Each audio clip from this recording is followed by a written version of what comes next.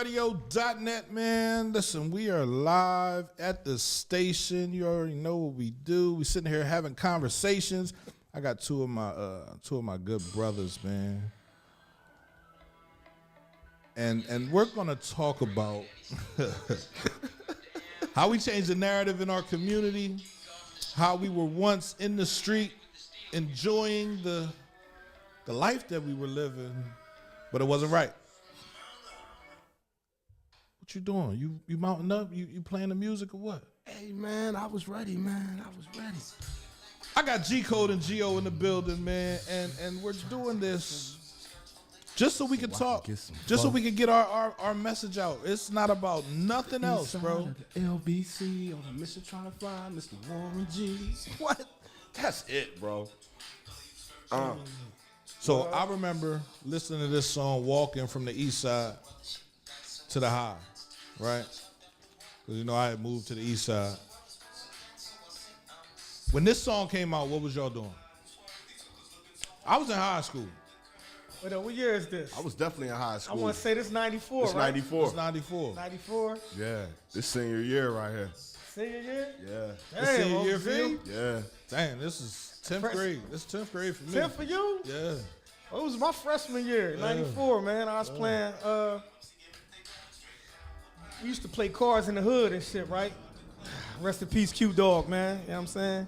We used to play cards in the hood and shit. And this around the time when, you know, if you had a pair of motherfucking 15s and spokes and rims and shit like that, you was that bull. You heard me though? Yeah, yeah. Yeah. So this around that time, I want to say, was these around the years when Lil Ronald had the motherfucking LTD? Mm-hmm. Yeah, the black LTD with the banger in it. You feel me? Young boy days, man. I'm playing freshman football. I ain't even off the porch yet, to be honest. No. But we was gambling. We was playing cards trying to get some money. You know what I'm saying? I remember I got up to $300 on the card games. So yeah, this freshman year, man. And rest in peace, Big J too, man. When I played freshman football, Big J used to hold me down, man. I'll never forget that. 100. You said you had came up on the card game? Yeah, it came up on the card game, 94 shit, man. You feel me? When they grabbed the whip? Yeah, I had a little Malibu. Yeah. I got from Omar Beard. The engine blew like 2 weeks, you heard me? He knew what was up. Right. It was $300. I guess I was just buying the shell. Right. You know what I'm saying? Shout out to it's cool. You got me. I was a young boy. I ain't mad at you. And you take it. Yeah, I didn't know. It was my first car, right. boy. I was happy as shit. You know how that feel waking up in the morning? Like, And got your own my car? shit out there. Right. You know, remember y'all first cars? Oh, yeah. It's an amazing feeling. Yeah, you feel me? I know everybody remember their first car. Yeah, mine was I had a Caprice Classic, 77, green machine with the 350 in it. It had a hole in the floor in the back. The whole gang used to ride in it. You could see the ground in the bottom of when we ride. But yeah, that was our ride, man. You know what I'm talking about? That was the gang. That was the gang ride right there. The green Caprice. I didn't really have a first car. I used my mom's and my grandma's car. Yeah. Yeah. So I had my first car As an adult. was an adult, and it was a Bonneville. Yeah. It was a black. What year we Bonneville. talking? I'm talking about it's like 90, 98. Oh, nah, you still a young buck, though? Not, you know what I mean? No. I wasn't a young buck. You're 17, what right? year the car or what year what? No, what year you got? All all right. Yeah, it was 2002. Oh, all right. 2002. Early 20s. Yeah. Early 22. You feel me? About to have a daughter. You feel me? Like, yeah. Bonneville. Black Bonnie. Everybody loved a black Bonnie. Everybody loved the Bonnies. Right. Bonnies was the bodies. Yeah. Yeah, I remember L Blue Bonnie, man. Oh, come on. R.I.P. the L and the Blue Bonnie, man. Blue L, man. Yeah, riding in the Blue Bonnie with the banger, man. That Street was legend, for yeah, sure, man. It was good times, man. Yeah. Great times. Yeah. I remember that Blue Bonneville, man.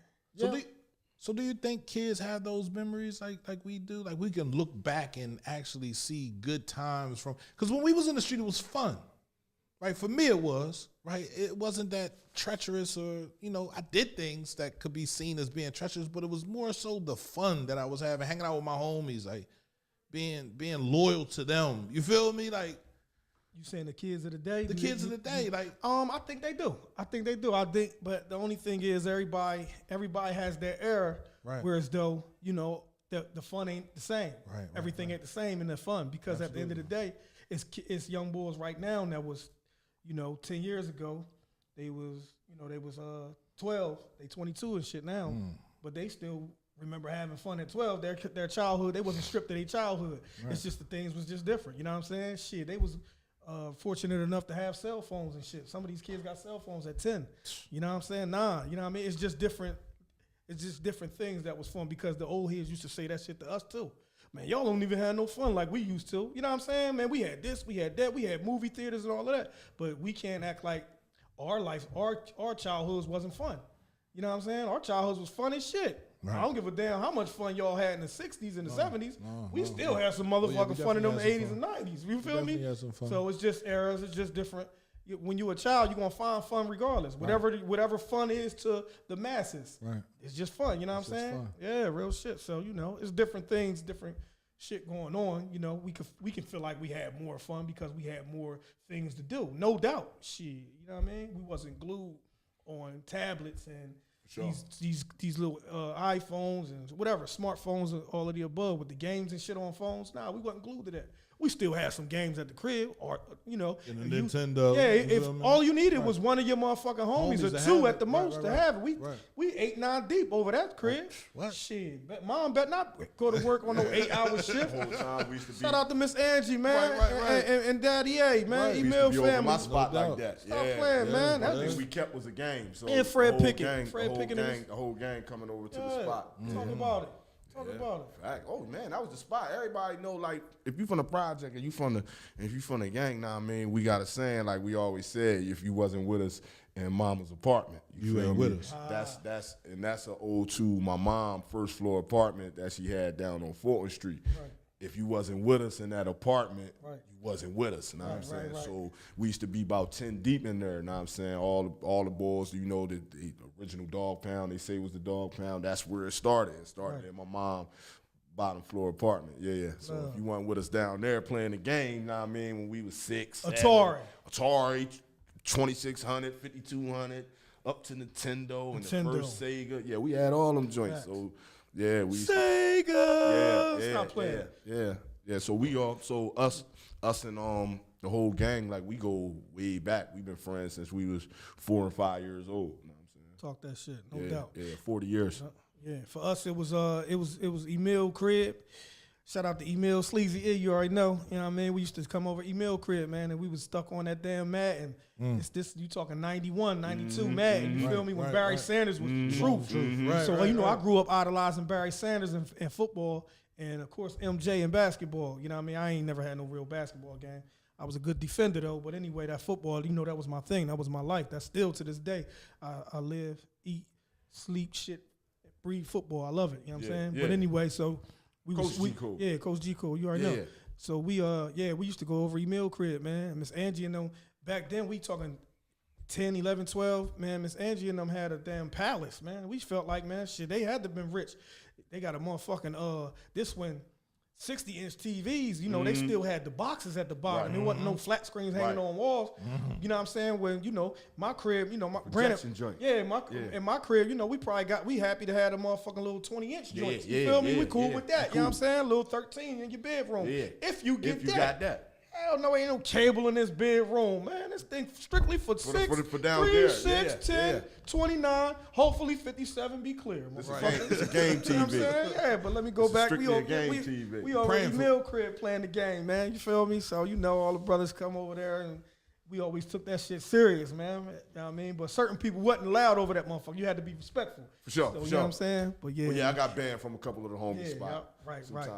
Sometimes you get rowdy, man. Mom talking about, no, he can't come in here. Right, I don't like him. Yeah, I don't like him. Right. And Fred Pickett crib, too. Fred Pickett and Miss Wanda, much respect to him. Rest in peace, big Fred Pickett. You know, we go over there with Sean and Fred, man, and be over there playing the game over there at crib, too, man. Like, them jokers, boy, they was geniuses in the motherfucking in the 2K era. Boy, you couldn't even stop playing. I don't give a fuck who you got. We used to bet money on Sean playing that 2K shit. But yeah, man, I was always allowed in the cribs, man, because one thing my mom and them always taught me, I don't give a fuck how bad we was outside. You better make sure you respect them elders, had them manners on deck. You feel me? How you doing? How you doing, Miss Wanda? How you doing, Mr. Fred? You feel me? They used to let me in. You feel me?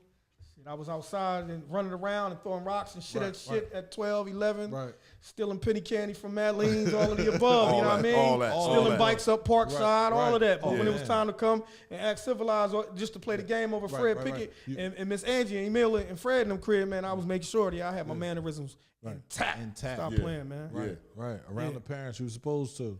I was always allowed everywhere. I never got banned from anywhere. You know, I guess I was raised with that respect, right? You know, everybody always call, yo, come on over, because my mom like you. We going to be able to do whatever we want to do. Yeah. You feel me? She ain't going to think nothing going on. Facts. We was definitely doing some crazy Yeah, I was rather wild, and then some of the, you know, as we was getting older, you know, some of the got homies' wilder. moms was like, look here, man. I don't like We you don't hanging want you around around this motherfucker. he look, I see something in him, man. Something ain't right about him, man. Get on away from him. You know what I mean? Yeah, you know. Come in, she grabbed a pocketbook, put it up in the closet. Yeah, but we the homies, so we still gang out in the street. You know what I'm saying? We bros, but like just I wasn't allowed in the house. you ain't loud over there, man, because they mom see be something tripping. in you. Yeah, they see something in you, man. You know? And we didn't know what that was that they saw. You feel me? I don't see it in you, bro. But my mom, she crazy. You come around, she get real agitated. Right. Like, She know more than me. Yeah, she knew what was up. And it's a blessing to be here today. We still going to elaborate on the past, but just the fact to say, you know, I even certain things I'm gonna mention, whether it be today's show or next episode or whatever the case may be, that you know I probably wasn't proud to say in the past, but I can easily express it now because of the person that I am today. You know what I'm saying? Like things that I wasn't proud of as a child, as a young boy, not too much as a child. And granted, man, I'm glad that, you know, with of course, with the grace of God, I had a childhood where as though I didn't never have to worry about being, you know, just physically harmed too much or no bullshit like that. I ain't had to go through that. You know what I'm saying? I'm glad I didn't. You know, we got beatings, little average ass beatings. Sometimes some was more than some of them was worse than, you know, others, of course, but nothing too traumatic in my childhood, man. And I thank God for that because I know a lot of people that dealt with a lot of shit. I had people in my family that dealt with things that, you know what I'm saying? You're like, damn, you know what I mean? But abuse wasn't one of my problems as a child growing up at all. And I thank God for that on no levels, you know what I'm saying? So, you know. But when I say speak about certain shit, like I used to steal. Shit, we stole as young boys. I think we all stole. Yeah, we couldn't wait to steal a bike because we couldn't afford the shit. Yeah. And Lil Bobby and them on Parkside had all that shit. got 'em. You feel me? They had dinos. They got mags They on had it. magnums. They got the ones with they the got mags. stunt nuts and all that. You know what I mean? Mongooses. That's what you know what I mean. Yeah, They had yeah. mongooses, man. Yeah. You feel me? I mean, granted, man, I ain't gonna hold you. First person I seen with a nice ass bike, and this was Huffy, and that was Butler. Shout out to Butler from the way. You know, Shout Biggie out and to Butler. Butler. Y'all, Absolutely. Y'all come up. This was around y'all Benjamin childhood Banneker. area was around the Bannekers and Memorial Park and Jefferson Street and all of that. You know what I'm saying? I never forget. We 5 and 6 years old. Butler on the motherfucking tennis court with a motherfucking bike. You feel me? You know, certain memories they just forget. flash in your head. Right. Like that's my first memory of him. You know, we talking 40 years ago. You know what I'm saying? 39 years ago. You know what I'm saying? So, you know, but everybody couldn't afford them bikes and shit, man. You feel me? Sonya ain't had that type of paper at the time. You feel me? Shit, we had to go up that motherfucker, man. Me, Maurice, motherfucking his brother Farad, shout out to Tulo, you know what I mean, and Farad, you know what I mean? Little Richard and them, all the gang, man. We used to go up there, man. Really couldn't wait to go up Toby Forums, man, to find us a motherfucking bike to steal, man. We know it's up there, man. Parkside, Brookhaven. Boy, what y'all doing? If we seen police, boy, we just walking, minding our business. Deep. They always would pull up on us because we like 7, 8 deep. Right. What little you young you black, going? little dirty young bulls, fucked up sneakers. Why y'all up here? Right. What you mean we feel up me? here? We just walking. Yeah, we just walking and keeping it moving. Take the back trestles. Next thing you know, somebody done called them and let them know, man, Lorraine just called. Billy's bike got stolen. I don't know. We know exactly where they It is. was us, man. That bike is down. Third Lamoka now, man. Stop playing, man. Painted and everything. Stop playing, man. That bike burgundy now. Right. Fuck you mean? Yeah, we painted that. Yeah, that motherfucker ASAP. painted. Stop playing, man. When you say you couldn't afford it, I was like, oh shit. I had a GT. Like my dad bought me that joint. I remember when he first brought me that joint. We was still living in the Banneker. Okay. Mag wheels, everything. Damn. That You joint was fancy. That joint was chrome. You feel was me? fancy. Like, you know, so I was about to say I can't feel that. Can't relate. Yeah, no doubt. But Yeah, we was from the project. We was putting but I bikes still together. never had a problem with going down 3rd Street and everybody wanted to go to park. So all right, we out. You feel me? And Right, they would right. use my bike to be like, oh, we got a nice bike. Yeah, You feel me? yeah, Like yeah. we don't need to steal nobody's bike. You feel Right, me? right. Like, yeah, but it was real, bro. Bring the bike back through the trestles, back through the underneath by the highway. Talk that shit. Stop playing. Then walk it in and then go spray paint that joint straight down. Hell yeah, that motherfucker. What? Bike was white Yeah. at 2:30. Yeah. That motherfucker burgundy at 3:16. Stop playing, man. You feel me? Yeah. Real quick. That was our bike life back then, man. And it was the little ones too. We ain't had like now, you see them. They got mountain bikes wasn't cool back then. No, they wasn't. Mountain bikes wasn't cool back then. Nah, It was that's a 10 you know, speed. you a little bit older than me, Gio. That's But a 10 speed. Nah, that motherfuckers ain't want them No type mountain joints, bike. man. Nah, you Motherfuckers wanted wanted a, them little controllable joints so you can hit all them motherfucking Yeah. wheelies and shit. We didn't know you can hit big ass wheelies on these big ass It was too mountain much bikes and shit back It then. was We too didn't much in think of control that. with We the wanted the speed. little joints. It was the speed. See, on these big mountain bikes that they don't have no speed regulators on the joint. You feel Right, me? They don't right. have all those other buttons. It was too many buttons. I was like, I don't know what the fuck I'm doing with this. Right, Well, I'm making it easier for me to go up the hill. Nah, I don't get that. So, but right. True story, yeah, man. yeah, we wasn't riding the big bikes. Now they got the big bikes with the big wheels. You feel me? Like Facts, man. electric bikes. You can't. I ain't never seen nobody wheelie an electric bike. Nah, ain't no need, man. Yeah, that seemed like a situation. Yeah. That seemed like some work. Nah, Yeah, I mean, yeah, definitely some work. But we wanted to bring this podcast together yesterday because we were in a meeting and we were talking about our neighborhoods, right? Our neighborhoods and how we heal them because we're both employed by CPSN, right? We're both employed by GVON. You know, I help out whenever I can with GVON. So we're in the community, right? And we're trying to figure out how to help the community understand who they are and change their narratives. And I think with us being from the street, having these experiences in the street, we can relate to the kids that are having these issues, right? And be able to guide them. And so the light clicks on a lot quicker than it did for us. You feel me? Like, and if you could just save 5 people, we're not trying to save every child. We are trying to, if we could save every child, that's the goal, right? But if we can't, just the 5 or the 6 or the 7 or the 10 people that we can help, just to get them to think a little bit differently, you feel me? That helps me. So, you know, when we talked about this, we were talking about how do we go about doing this? How do we help without hurting someone? You feel me? Because I think that's what it's about. When you're in this work, you don't want to hurt them, right? You want to help them, right? So how do we do that? And Gio was bringing up a couple that he said, man, you got to give them tough love, bro. So explain that, right? The tough love portion of helping people without hurting people. I mean, well, it's in stages though. Like, now, I mean, first things first. Like when we starting, and when you trying to make a change, you trying to make a turn in your life or whatever, you starting from what you would say is ground zero. Right. So it's building up. So now in building up, the first thing is building you up emotionally. You know what I'm saying? And mentally. You feel me? So like a lot of us is dealing with mental trauma, emotional trauma. A lot of us were hurt when we were kids, molested when we were kids. You know what I'm saying? So a lot and it happens more often than people think. Yeah, You really. feel me? Especially to young boys. So the whole time people will think that, yeah, it's just an issue with girls, but a lot of times it's young boys, and a lot of times why young boys are acting out the way they are is because they've been hurt in some manner physically, you know what I mean? Right. Beaten, touched, whatever, something like that, you know what I'm saying? So the first thing would be that, you know what I mean, building them up with that. That's how you get somebody on the first track. So that's like a therapy route, you know what I'm saying, spiritual route, whatever like somebody's going to cling to. How hard was it for you yourself to go to therapy? Like do you think therapy would have helped you when you were younger, right? Not to do the things that you ended up doing? Or do you think that was something that you had to go through to get to that point where you're like, enough is enough? Nah, it probably would have helped out. It probably would have helped out when I was younger. Right. You feel me? Because I was constantly repeatedly doing things, and I didn't understand why. You know what I'm saying? So I might have had that clarity while I was younger. You know what I mean? I would have had somebody putting that in perspective for me why I was reacting the way I was reacting. So I could have got on track faster. You know what I'm saying?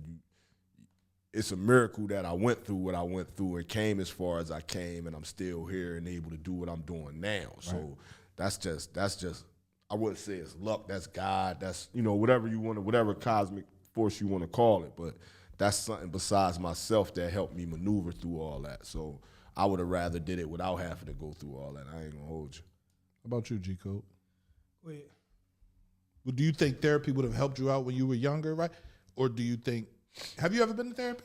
Nah, well, being is with the, under our supervisor, Right.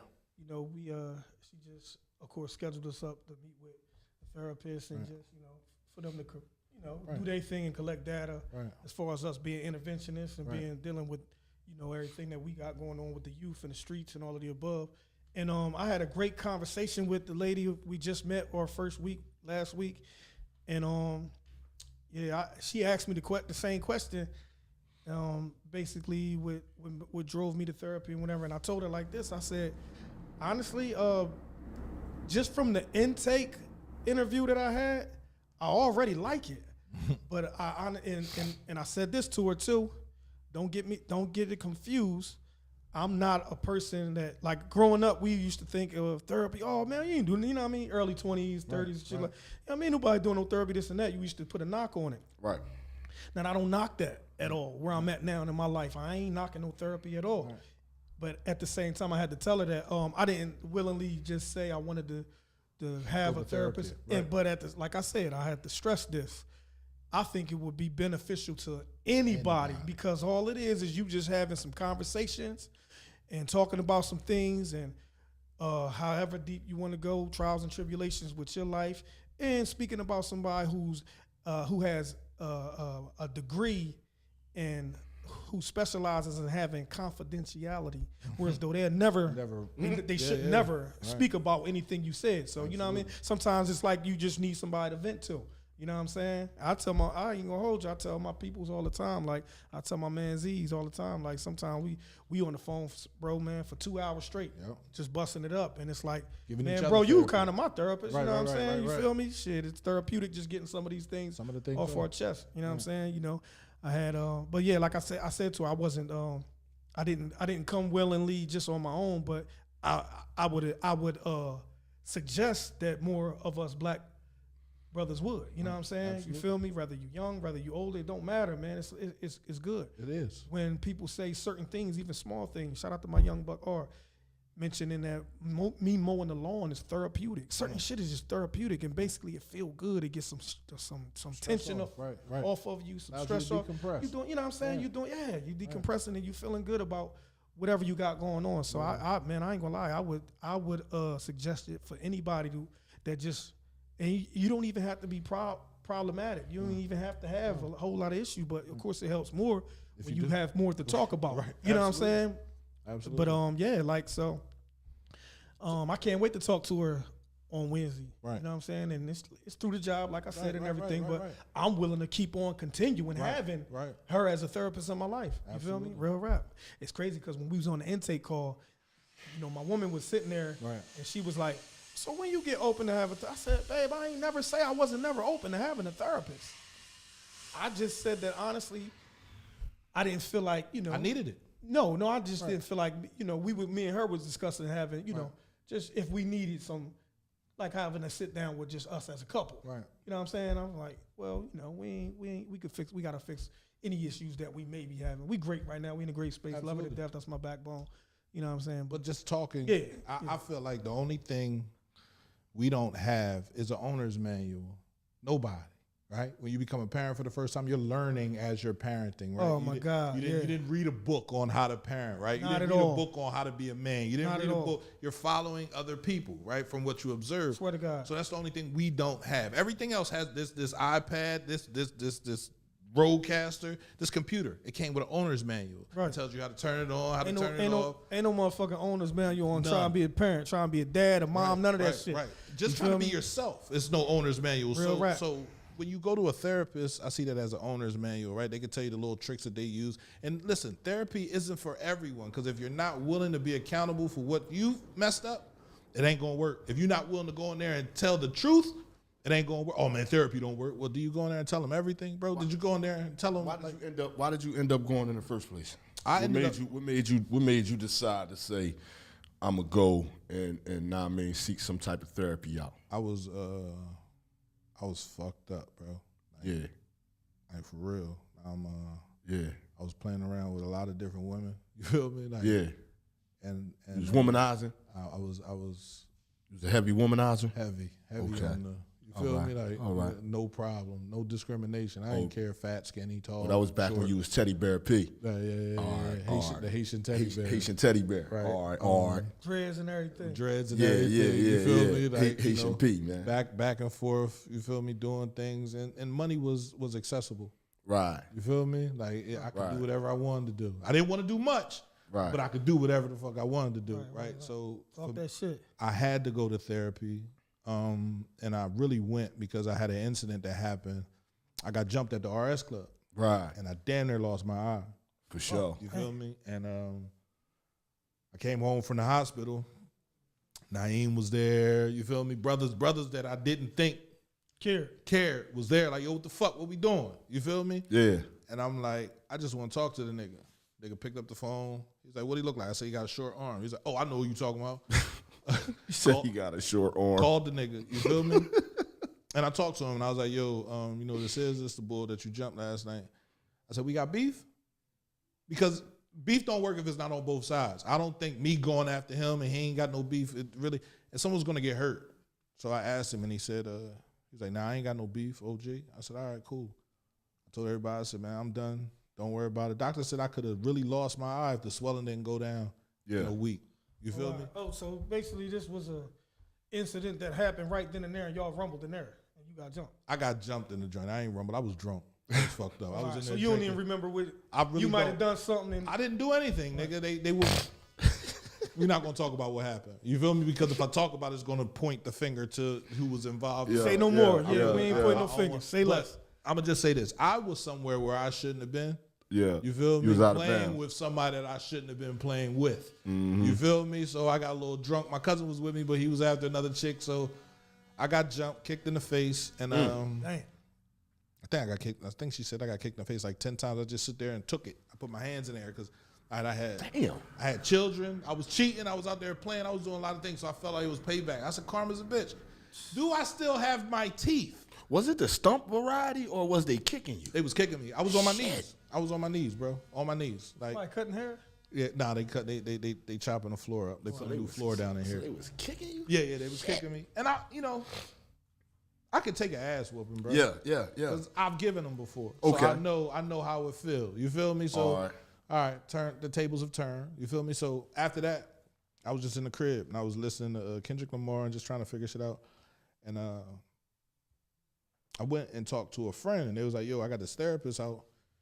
You should talk to him, bro. Like, I think it might help you and your wife. Because at the time we was talking about getting a divorce and separating and shit. So I went to the therapist and I told him everything, bro. Like, the first time I ever talked about anything that I've done to anybody else. He was just in there looking at me. And my wife is there. And she looking at me. And I'm telling everything. Who I'm fucking, who I was fucking. And she looked at me and she balled her face up like that. And he was like, well, I'm going to keep it real. You're overt. She's covert. So she's under the covers and you're over all on top doing everything and you don't know what she's doing. So let me talk to her. She ain't say nothing. So right then and there, I knew that therapy wasn't for me and her to fix anything. It was so she knew what I did and I was cool. When I say I felt so much lighter, bro, you feel me? Like I literally felt like I could fly. You got that relief off your chest. Bro, I'm good. You know everything now, so I ain't worried about nothing. So we got to stay or not. Yeah, we got to be co-parents. And you're not going to stay. All right, go ahead. Do your thing. I got you. I got your back, though. Yeah.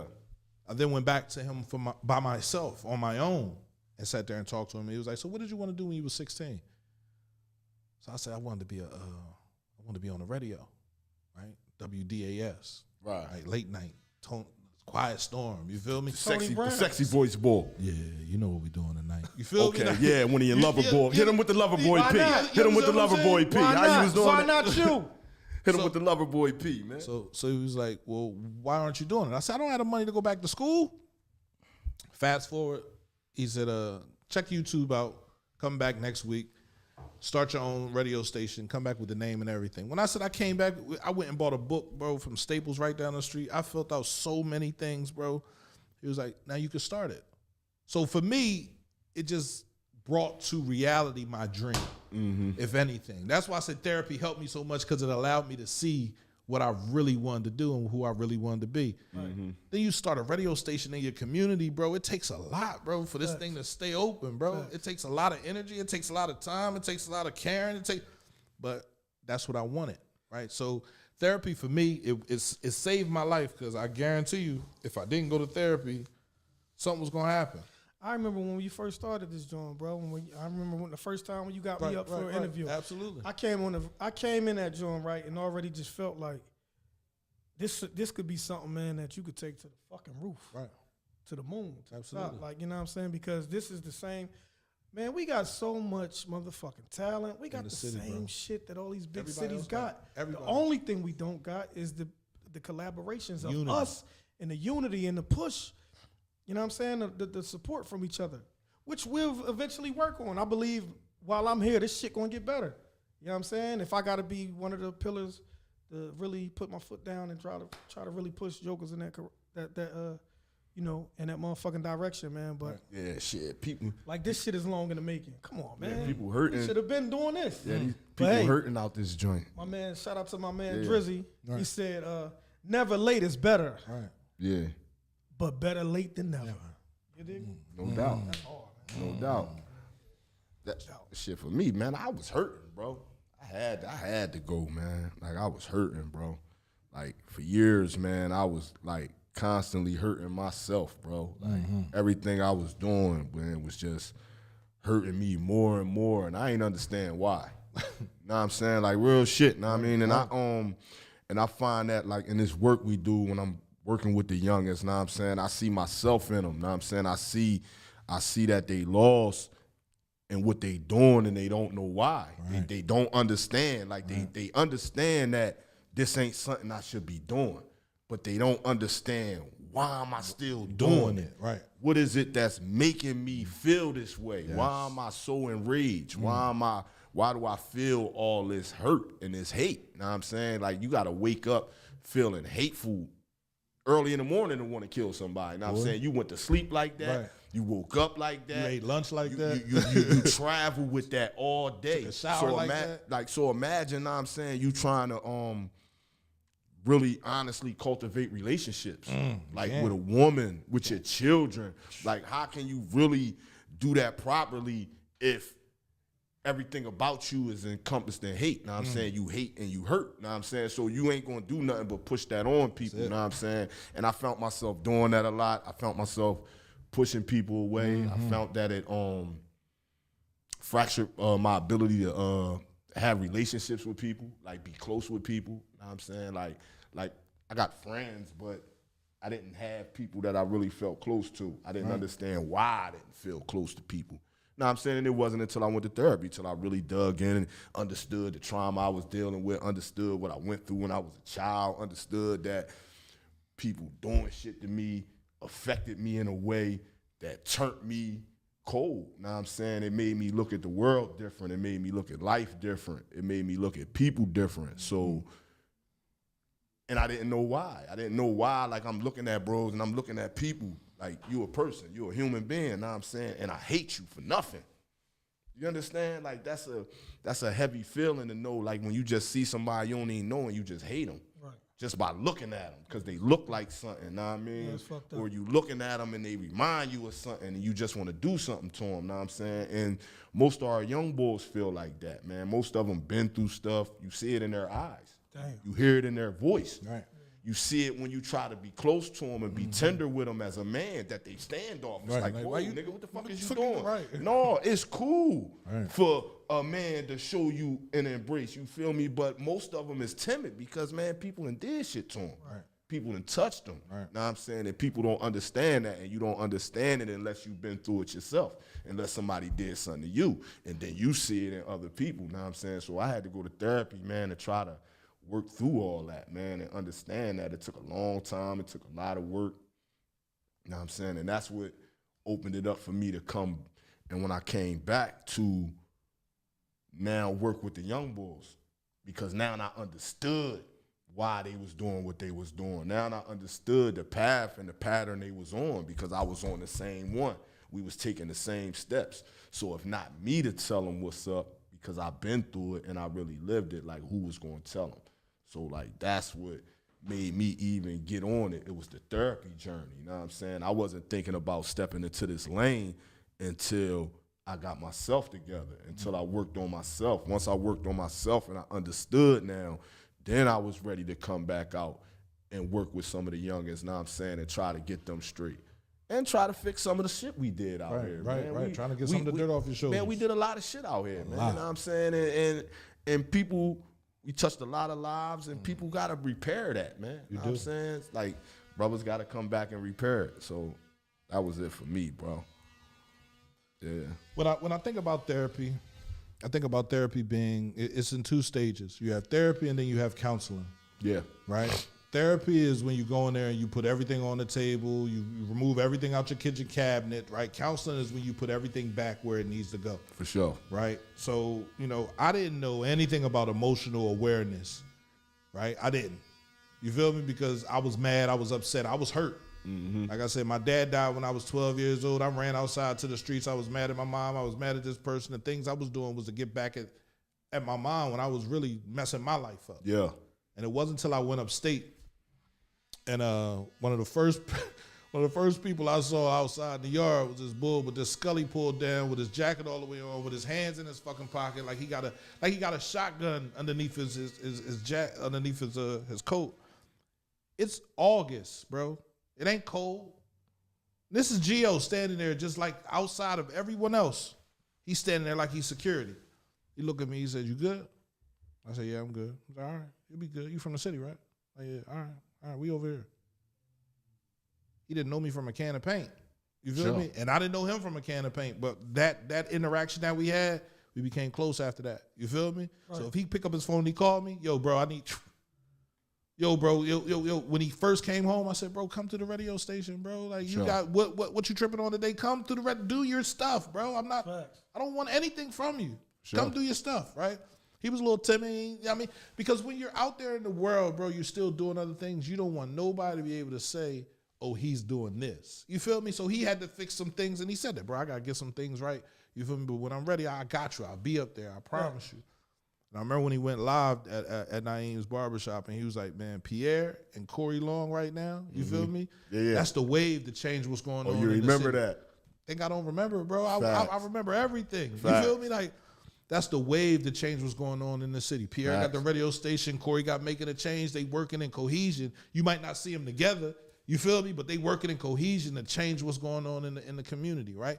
The shows that we had at the station, everything that Corey was doing. And Corey hit me up. He was like, bro, if it wasn't for you starting a radio station, you feel me? I probably would have quit doing what I was doing.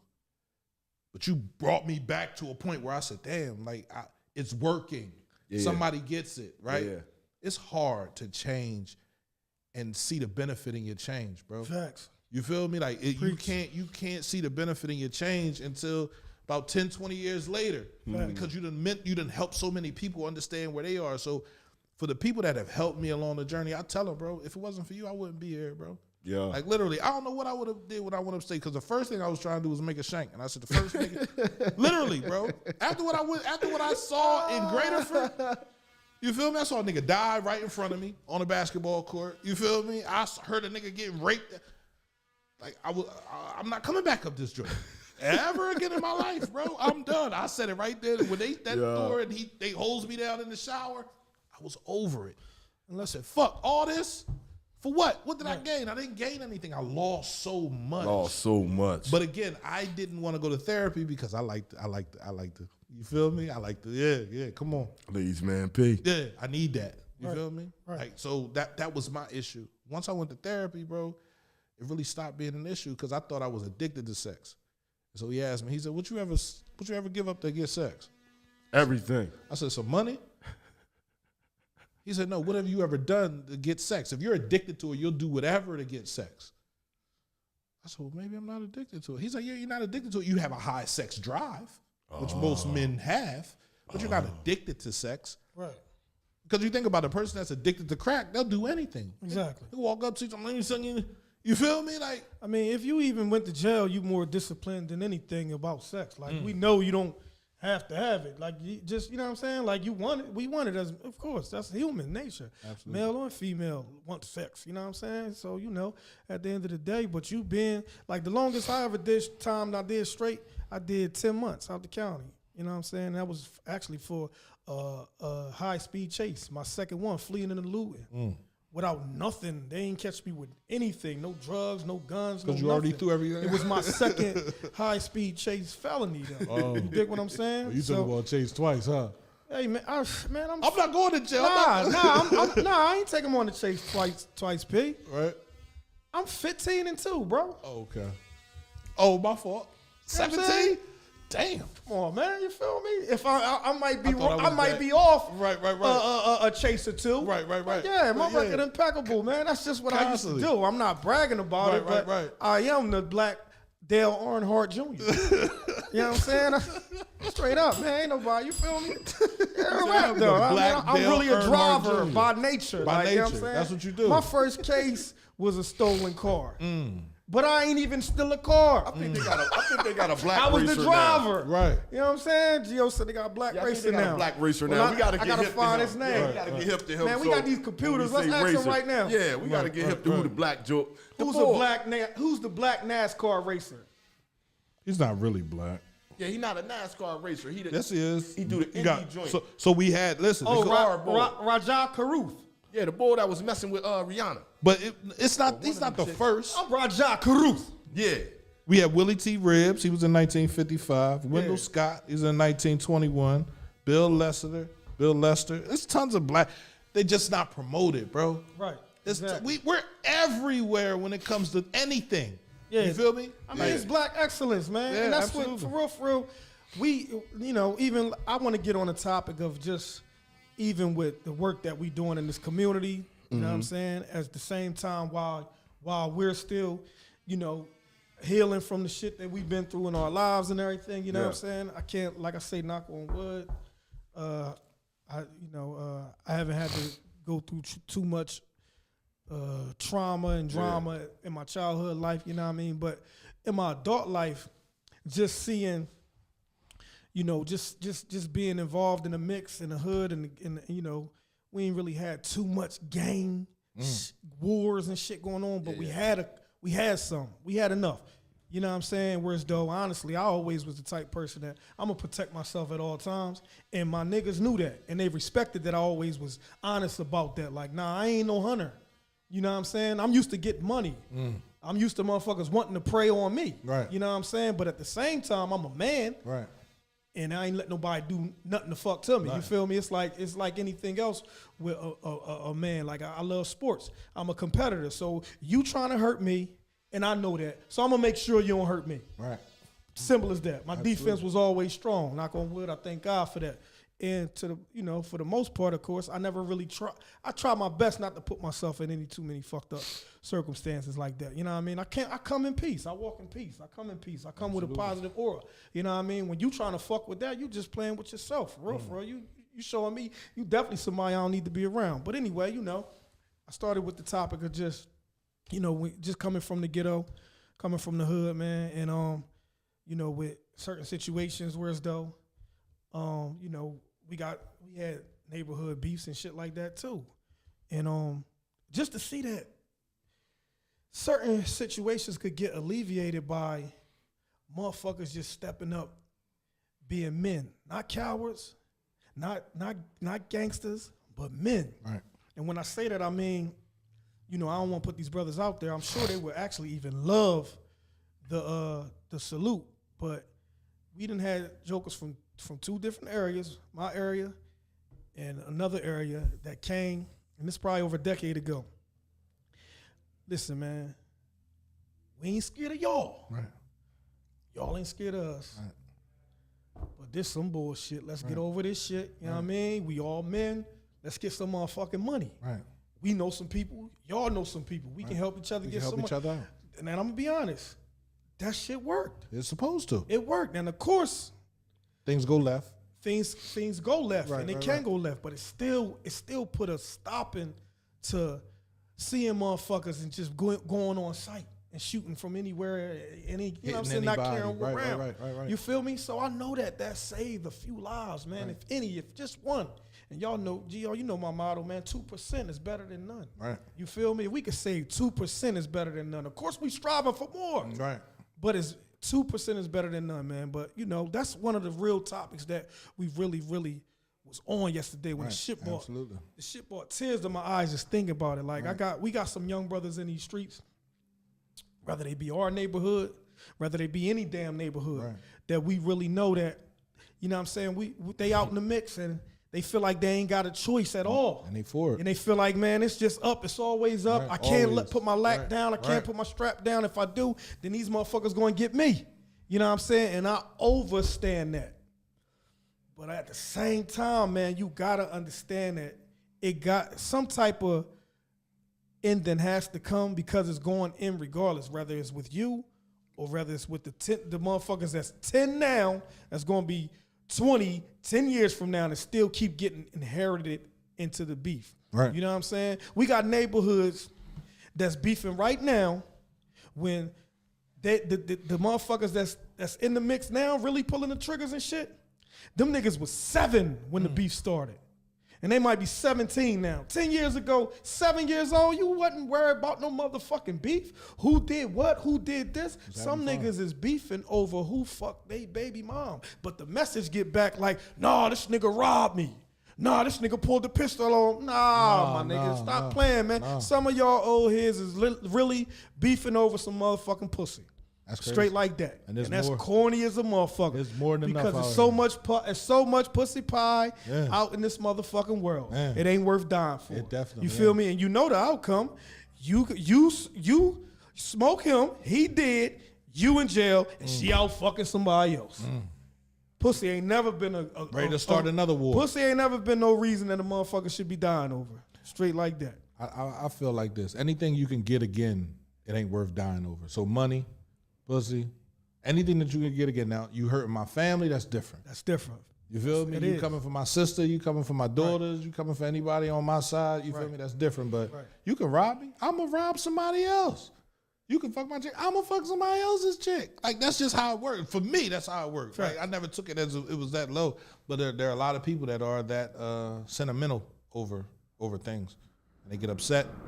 And maybe they need to go to therapy. They need to talk to somebody, right? Because that was one thing I knew. I'm not going to jail for killing nobody over something that's going to be out here doing whatever the hell she want to do.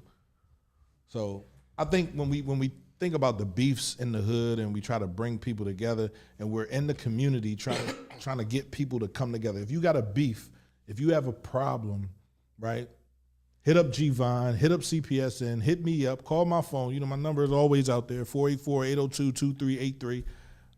G-Code, G-O, they can put their numbers out there, right? These are men that truly care about how our community is affected and how you feel, right? If you got a problem with somebody and you really don't want to pull a gun out, you really don't want to have to deal with that, because this is what happens, right? Again, the system was built by people that are not of our color, right? They built the system so that we can go to jail, we can kill each other, we can make them more money, right? Facts. There are people that are not of our color that care about us, right? There are people that are our allies, right? But they don't understand why we do what we do for real, for real. Now, they're trying to fix it, but if they don't understand it, how can you fix it? So that's where we come from. That's where we come through at. Credible messages. Credible messengers, right? We can go into the hood and we can tell people, listen, the police ain't too much worried about the drugs. They worried about the body. They ain't worried about. Mom, they tell you, motherfucker, go ahead, hustle all day. Just don't kill your own brother. We try to get the violence down. And they may want it just for this or for that, but it don't matter. They want to help. But we've been successful in bringing it down, bro. Facts. And that's the We thing, gotta right? keep the. We gotta keep this journey going. We gotta. We have to keep this We got. journey You know what I'm going. saying? We gotta keep the motherfucking. You know we just gotta spread the positive message, man, and instill in these young boys that there's more shit to do, man, than just going out this motherfucker trying to kill people that look like you, that act like you. Yeah. We all like the same shit, man. Our We young all love boys- New Balances. our We young all love boys pussies. We don't- all love cars. We all love money. We all love sports. We love the same shit. We like the same shit. Yeah, see, but what we lacking is we lacking guidance. We lacking enough Lacking guy. We lacking enough men to guide the masses of young boys we got. You understand? It's not enough people taking the call. It's not enough brothers stepping up. It's not enough of you successful niggas who done made some paper out here. And now y'all down Delaware and over Jersey and wherever the fuck y'all live at, and y'all not coming back to y'all neighborhoods and helping y'all young boys out. Y'all not coming back and guiding them and giving them no game.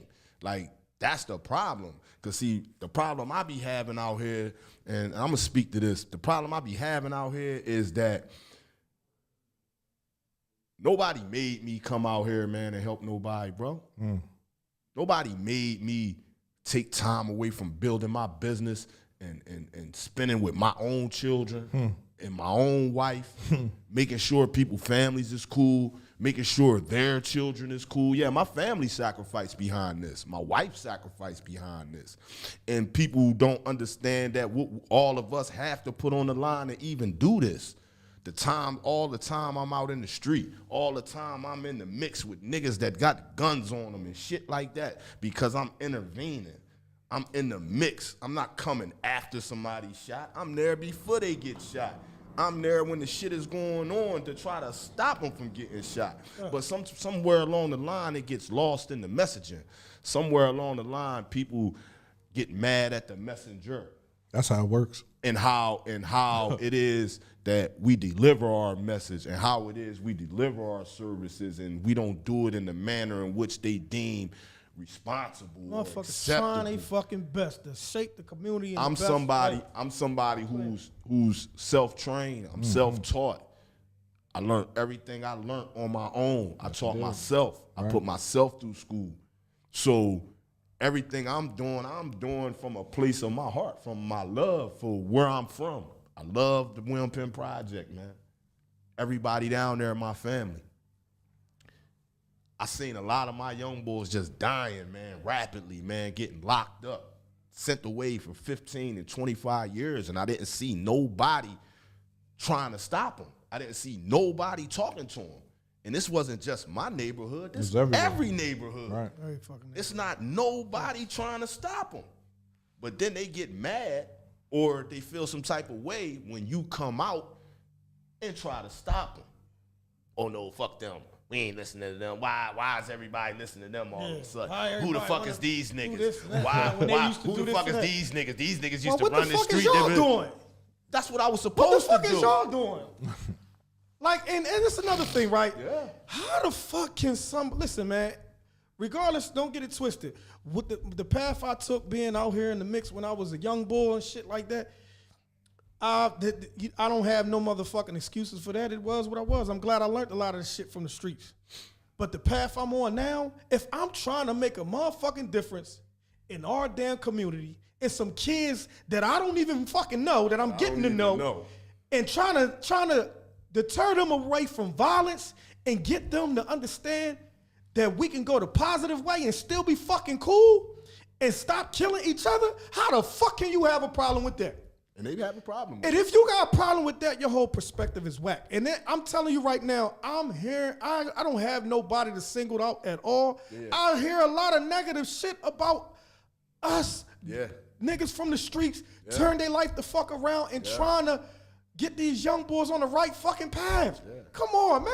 I mean, who's salute me, push me, help me. I ain't a fuck a pat on the back. Get out here and help us then. Do what the fuck you need to do and you can do. Instead of just sitting back eating popcorn and criticizing and talking negative about something that's fucking positive. I got relationships with young boys right now, man, from my football program, from the G-Von program, that these relationships and bonds we building is curving these motherfuckers' mindset from not trying to always be the kid that's taking shit, stealing shit, packing a gun, going this way. These motherfuckers is like, they calling me up and it feels so good for a parent to call me and say, Coach G. Cole, I'm having a problem with James again in school. I'm having a problem with, can you just talk to him? For some reason, he listened to you. Yeah.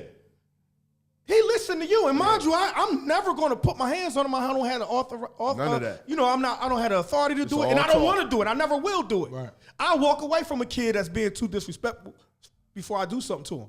But when you got these parents calling you at 10 at night, I'm sitting there with my woman, my phone going off. I'm answering. You know why? Because I know she about to talk about her son, and that's a young boy that I done already poured into, that I've been mentoring, that I've been trying, and I want to help him. Yeah. I want to show him that I'm there for him.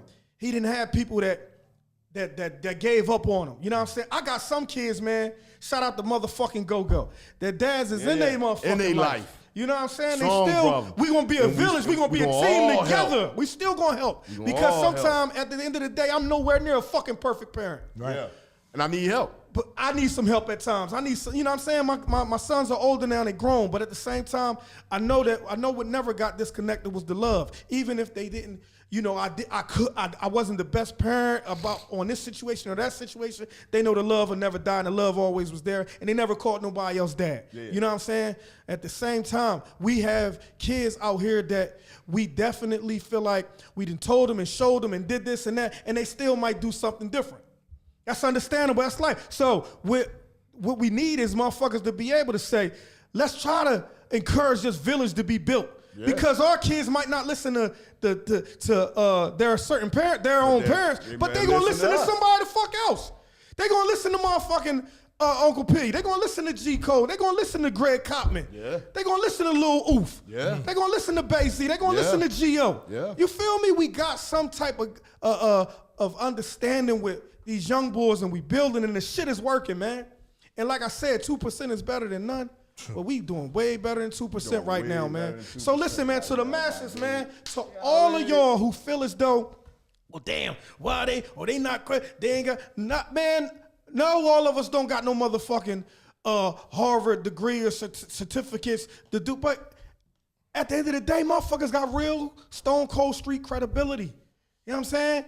That, yeah, we really are fucking figures that these young boys can look up to and respect because we already done been on the route that they think they want to go.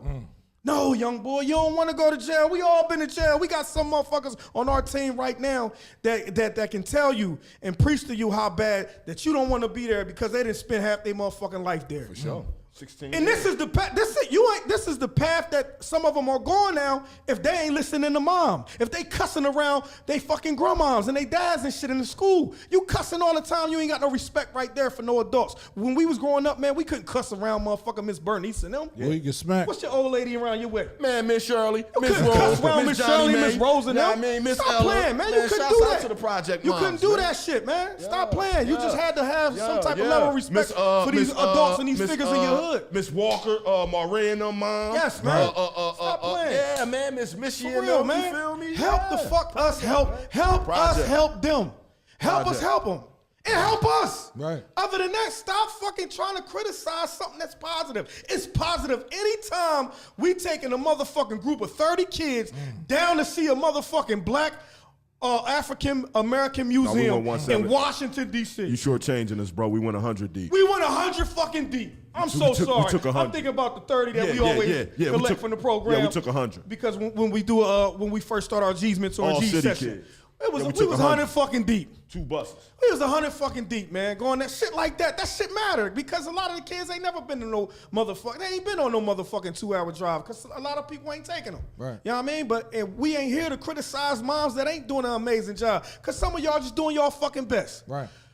I said, I am not the best father on the motherfucking planet. And we ain't gonna lie and say we are. But Pops, we need y'all to help us too. Absolutely. Come on, man. It ain't too late to get the fuck involved. So come on, Dad. Real quick, let's talk about what we were doing before we got these jobs. We were doing the same thing we're doing now. Hold on. Right? Let me speak to that. Let me speak to that. Right, hold on. No jobs we can get rich on. Because I want people to understand, right? Let me speak to that. There was no money in this pot that we were in and talking to people and helping people. Shit neither. The radio station was started with no money, bro. I didn't get paid for damn near 3 years of being in this radio station until the DA called me and said, yo, we want you to do this program. And do you know how many times I turned that job down, bro?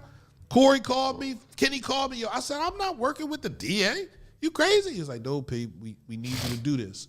You feel me? It'll be good. It's paying 70. It'll help with the radio station. That's all Corey kept saying. Yo, motherfuckers ain't locking nobody up. Motherfuckers trying to get niggas to act right. You need the money to help the radio station, P.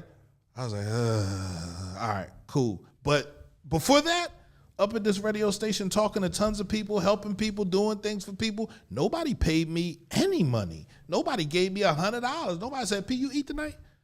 You feel me? Nobody said, yo, P, I know you got some kids at home. You feel me? Like you need some help. Nobody cared. So now that the job is paying, now you want to talk about who's doing the job. But when I was doing it for free, it was cool. Bro, somebody said that. Remember I told you that somebody said that and was like, what we do, yeah, I think y'all did more when y'all didn't get paid. This is what motherfucker said to me. So my thing about that is this. This is what people don't understand. Let's speak about G-Von specifically. I'm not going to speak about nobody else's situation or what they got going on. Let's talk about G-Von, the Gun Violence Intervention Network and Empowerment Program that's ran through the Making a Change group led by Executive Director Corey Long. Now, when we started the G-Von program, the G-Von program had 2 employees. Me, I would be employee 1, and Reed Burton, Skip, would be employee 2. Shout out to Skip. So when we started this, it was nobody. It was nobody around, no money. It was no fanfare. It was nothing. And we worked and worked and worked. We worked for 9 or 10 months straight for free. We didn't get paid. We helped hundreds and hundreds of people over a 10-month period to build the program in order to get funding so that now we can help thousands. We're up to thousands of people we didn't help now. See, that's what my life is now. That's what my man's life is now. That's what his life is now. My life is a life of service. Yeah, I get paid. I get paid so that I can focus the maximum amount of time on what I'm doing. Right. If I wasn't getting paid, how could I take care of my family and still give the maximum effort to this? You're not supposed to take care of your family. It's impossible. So I can give the maximum effort. You can give the maximum effort because you compensated. It's not that you doing it for compensation. It's just that the compensation helps you do it more. Right. It helps you do it better. Right. It helps you focus more hours into it. Right. If I didn't have the compensation, I would have to be over here spending 8 or 9 hours doing something else. So, and that's what people think. They think it's about a money thing. It's not a money thing for me. Not. I have 2 jobs. He has 2 jobs. He has 2 jobs. In addition to my 2 jobs, he's the president of a football program. He owns a radio station. I'm the president of a consulting company. So I have 3 gigs. Right. So don't think that the money that we making and what we doing, like we out here on some poverty pimping or we making some money off no motherfucking kids. No, I was successful already before we started G-Von. Secure the Bag was already rolling. We was already doing it. He was already him before he came on board. Uncle P was already doing his thing. So let's try to save the community. Yeah, man. Best way we can, man. And that's what irks me. And it help make me, us, help us. It make me want to pull back because when I hear that shit, bro, and it's like, what the fuck do you want? Do you want people to be volunteers? No, that's not what G-Von is. We don't want everybody to volunteer here. No, we want to get you some money for your time so that you can devote all your time to this. Yeah, that volunteer shit don't last long. When we you know volunteer, that. We all know you that. do 2 hours a day and you're done. You're done. You can't even, man, listen. And you're done. If you even do the damn job. Yeah, What hell about the no, other man. kids? Right. What about the other 10 hours of the day when kids need shit and need help and need can't- assistance? I They can't not help with doing that. nothing. Their volunteer hours is up. Right, I'm done.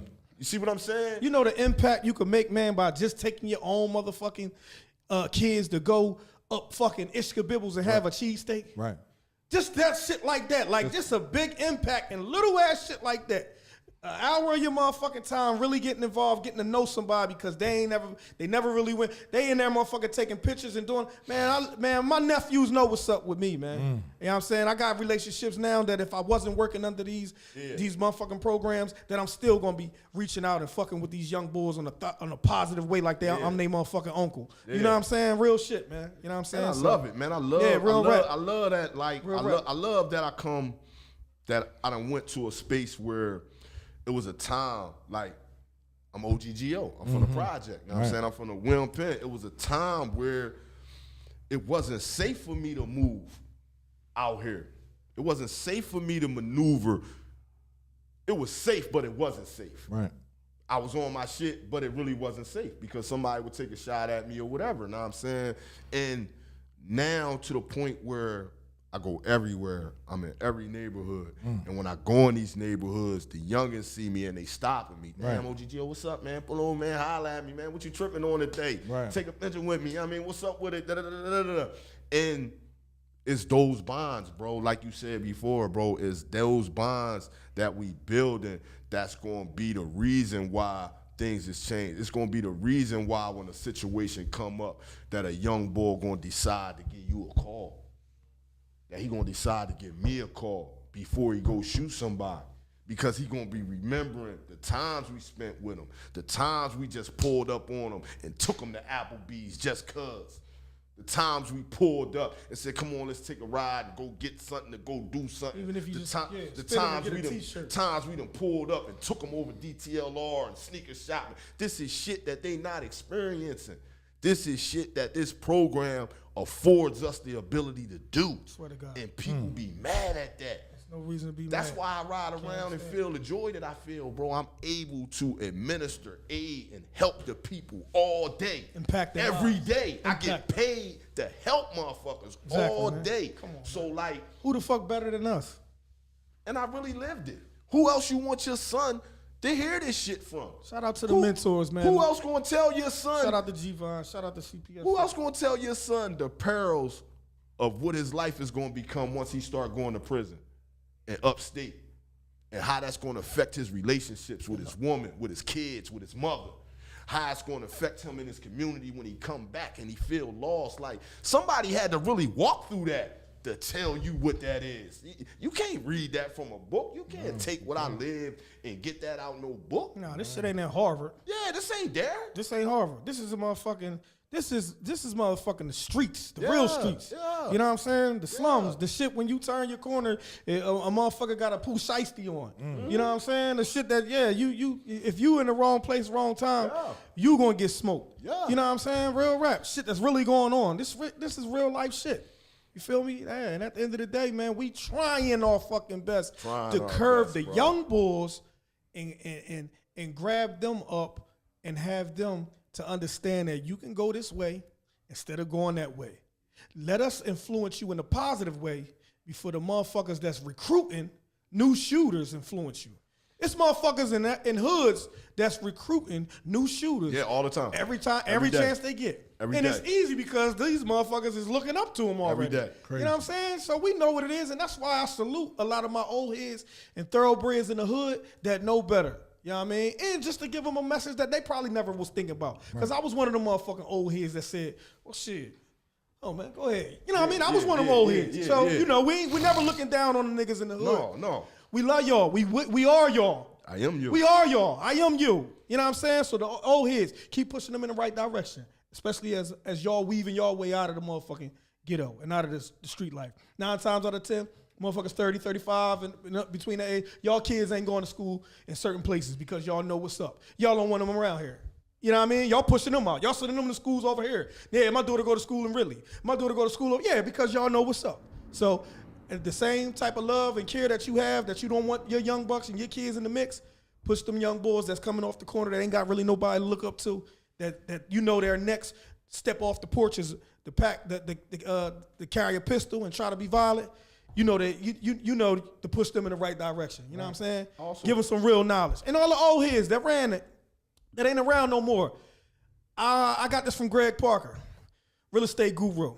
He said, you should never feel like if you came up in your community, in your neighborhood, don't feel like you gotta just run and never come back. Yeah, get away, move peacefully, all of the above, put your family up and all of the above. But yeah, if you can come back, and come back don't necessarily mean hanging on the block, putting your feet on, But you got them connections. You know where these young boys at. You know how to get to them.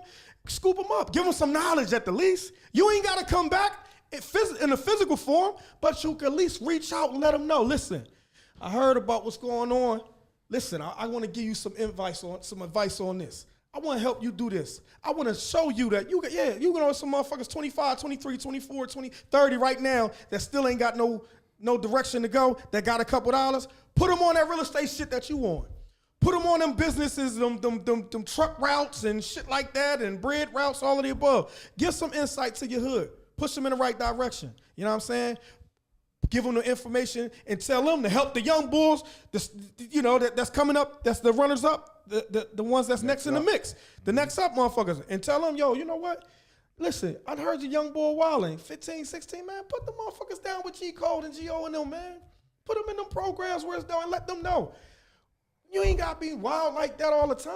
Like, chill the fuck out. Protect yourself at all times. I believe in that. That's one of the first rules in fighting. Protect yourself at all times.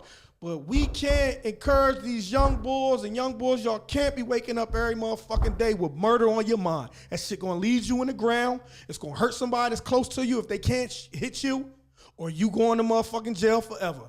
Football numbers, they start off with touchdowns. 7, 14, 21, 28. That's a long time.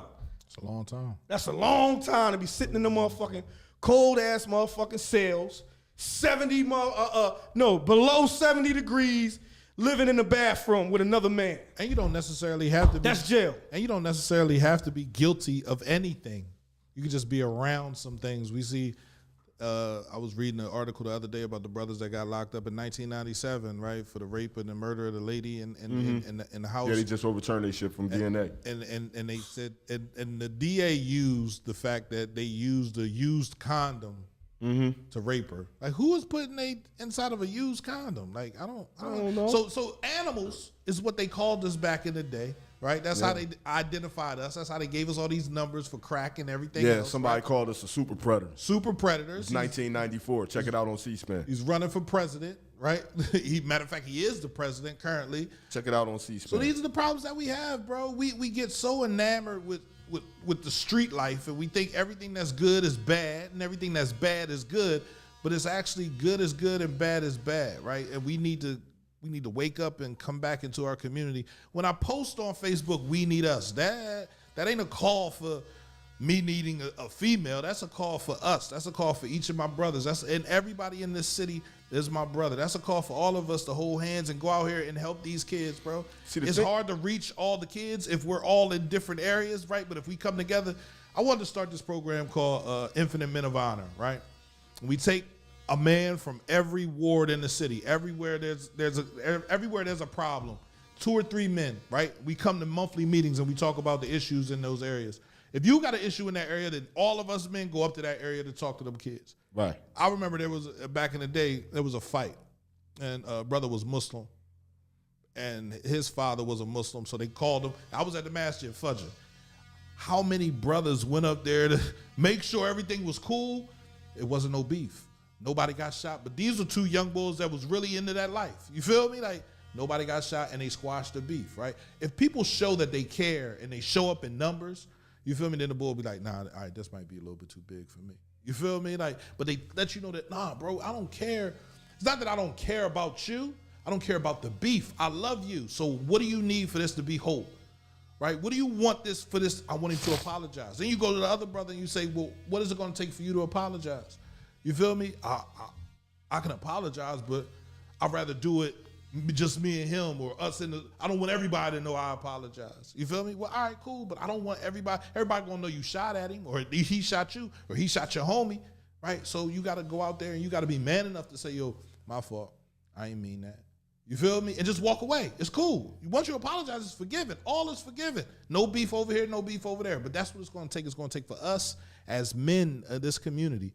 And that's everybody, the people that are involved with the programs, the people that aren't involved with the programs, the people that aren't involved with anything, the people that are involved with whatever they're involved with, coming together and say, all right, man, I can handle it from this angle.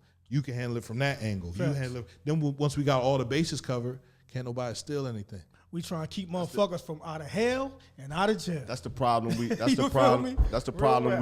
That's the problem we've been having, bro. Like, it's coming down to a thing of, you know, like, I find that everybody wants to have the credit for anything that's going on. Myself, I don't really care too much about who gets the shine on Facts. what is done. Give a fuck but about that. but a lot of people need do. results. And when want Like our we put the streets safer. We put the call out, bro. Like we did the thing that you are saying that you wanted to do just now.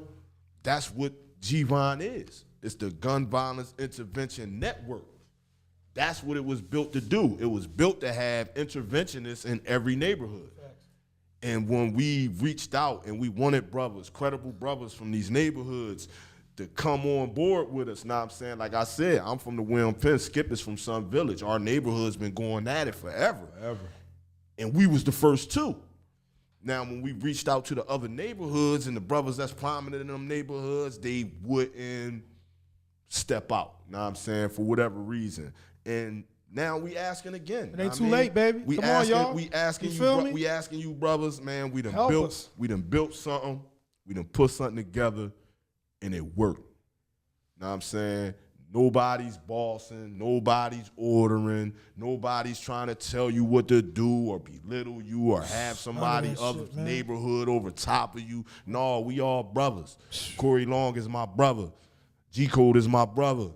Uncle P is my brother. Like, we're equals, and we all in the same cause. We all fighting for the same thing. Shout out to Twine. We miss you, man. Come back. Shout Twine, out to holla Twine. at us, baby. Some people My are Sun going to Village have nigga. more prominent roles, but everybody's role is important. They had a post up today talking about the flaggers at a construction site. Do they really do construction? Say niggas is saying they doing construction, but they the flaggers. Man, they involved. They're they got involved. a job. They got a job. It don't go on if somebody not directing That's the traffic. as simple as that. It might be the lightest They needed part. somebody to be They there need doing somebody that. to do that. Guess what? Me, team player. I don't give That's a fuck what if we I gotta grab rebounds Grab and rebounds. pass the motherfucker to Gio. Right.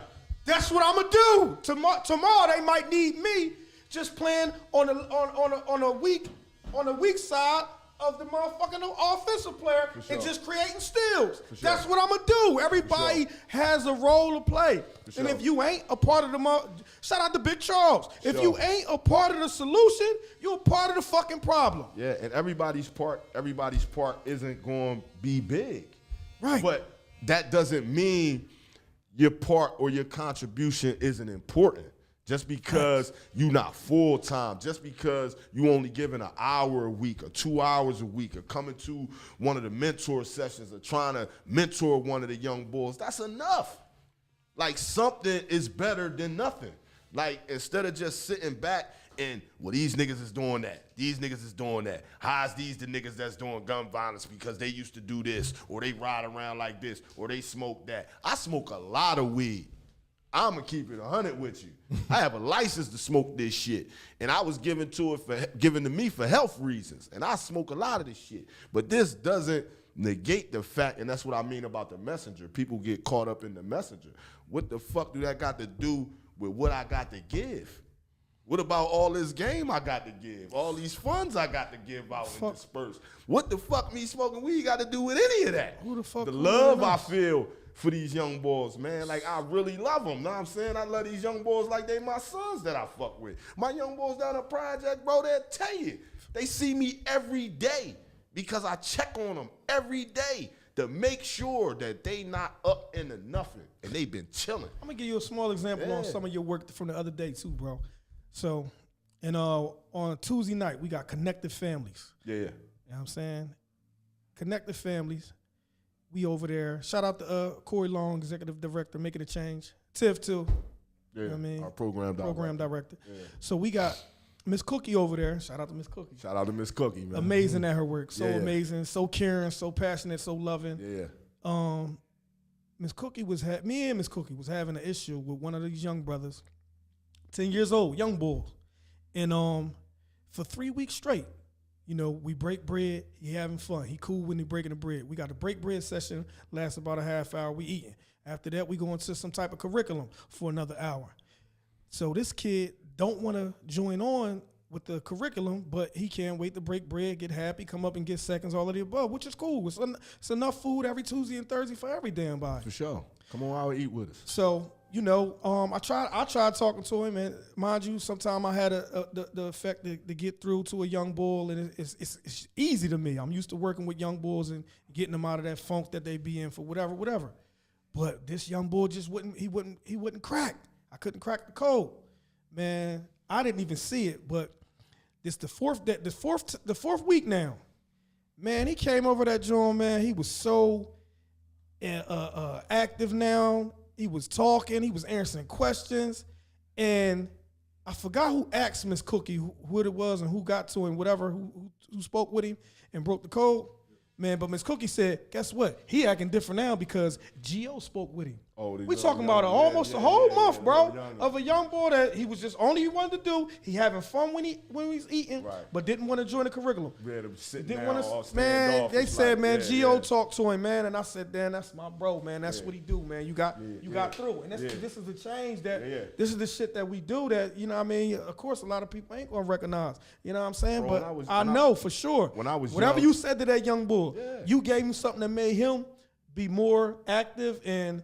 You know, just cordial and just having a good time for real, even more than cordial with the group. And that's that shit, man. That's the shit we working for. When I was young, bro, I didn't feel like I had like older boys or men who genuinely loved me, like that genuinely cared about me, bro. Like all my gang, you know what I'm saying, them Dog Pound cats, man, R and Z's and Deets and S and all us, bro. We had one dad. Right. We 12 friends, bro. Our gang is 12 deep, and we had one dad. Naeem dad was all our dad, bro. Know what I'm saying? We ain't have positive role models, bro. We didn't have positive men pouring into us, man, telling us we was great, man, telling us that, nah, this ain't for you, do this, nah, try this. We didn't have that type of encouragement, and that's what our boys is yearning for right now. They just yearning to be encouraged. Right. They yearning for somebody to have some type of faith and belief in them. And that's all it takes. Corey Long had belief in me, bro. Right. That's all it took. Right. You see what I'm saying? All somebody had to do was believe. I knew what I could do. I knew what it was I was here to do. I needed somebody to believe and give me the shot and give me the reins. Let me go ahead and take the car out for a spin. Right. All these other people that had their shot. Let us try. Let us street boys and us project boys get a go at it. Let us see if we can touch our young boys. Let us police ourselves. Why I gotta keep looking outside my community for somebody to come in here and tell me what to do? No, we gonna police ourselves. We gonna take care of ourselves. We gonna raise our own children.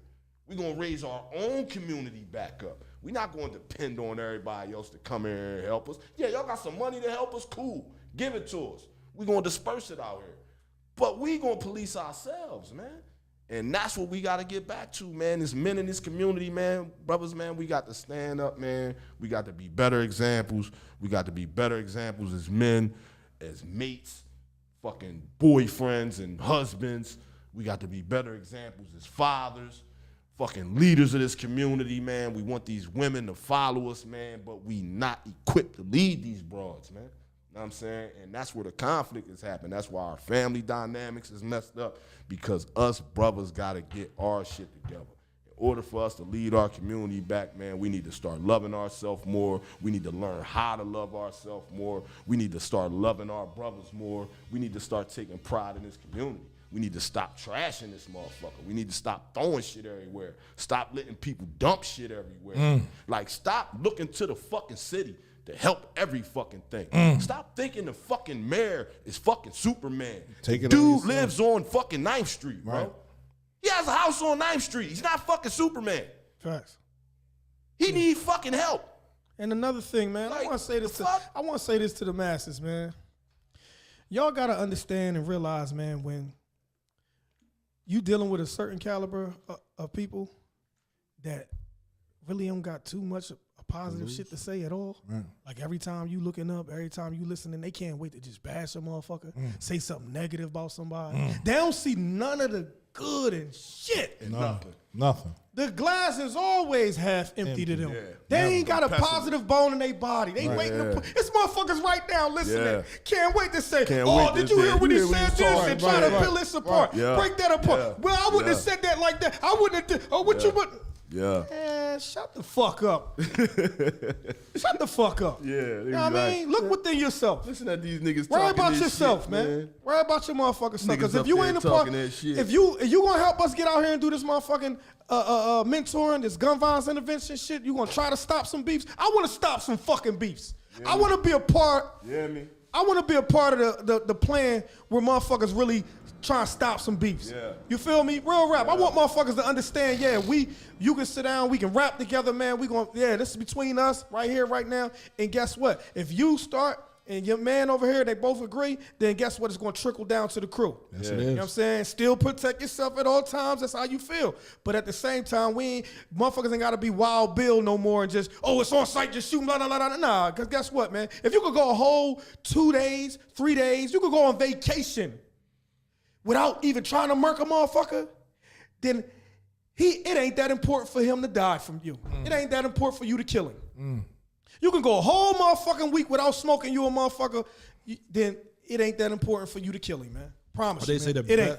the best Real shit, man. the Because great- guess what? If somebody done something that damn detrimental to your mom, your children, your whoever, then you might not go to sleep until you do something to that person. Absolutely. So if it ain't to that degree, then man, guess what, man? Anything could be, turned into, all right, I'ma chill.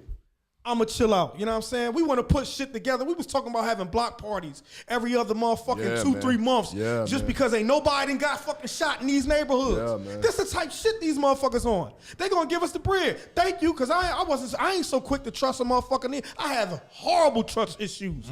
But once my bro put me on and put me in and said, "This is where you okay, we on this, all right?" Cause I ain't on that, but okay, we on this. Yeah, we trying to stop you, we trying to stop all my young motherfuckers, man, from killing each other, man, straight like that. And that's the main motherfucking goal, man. Yeah, You my know what I'm thing is saying? I You want- do this and do that, that's your business.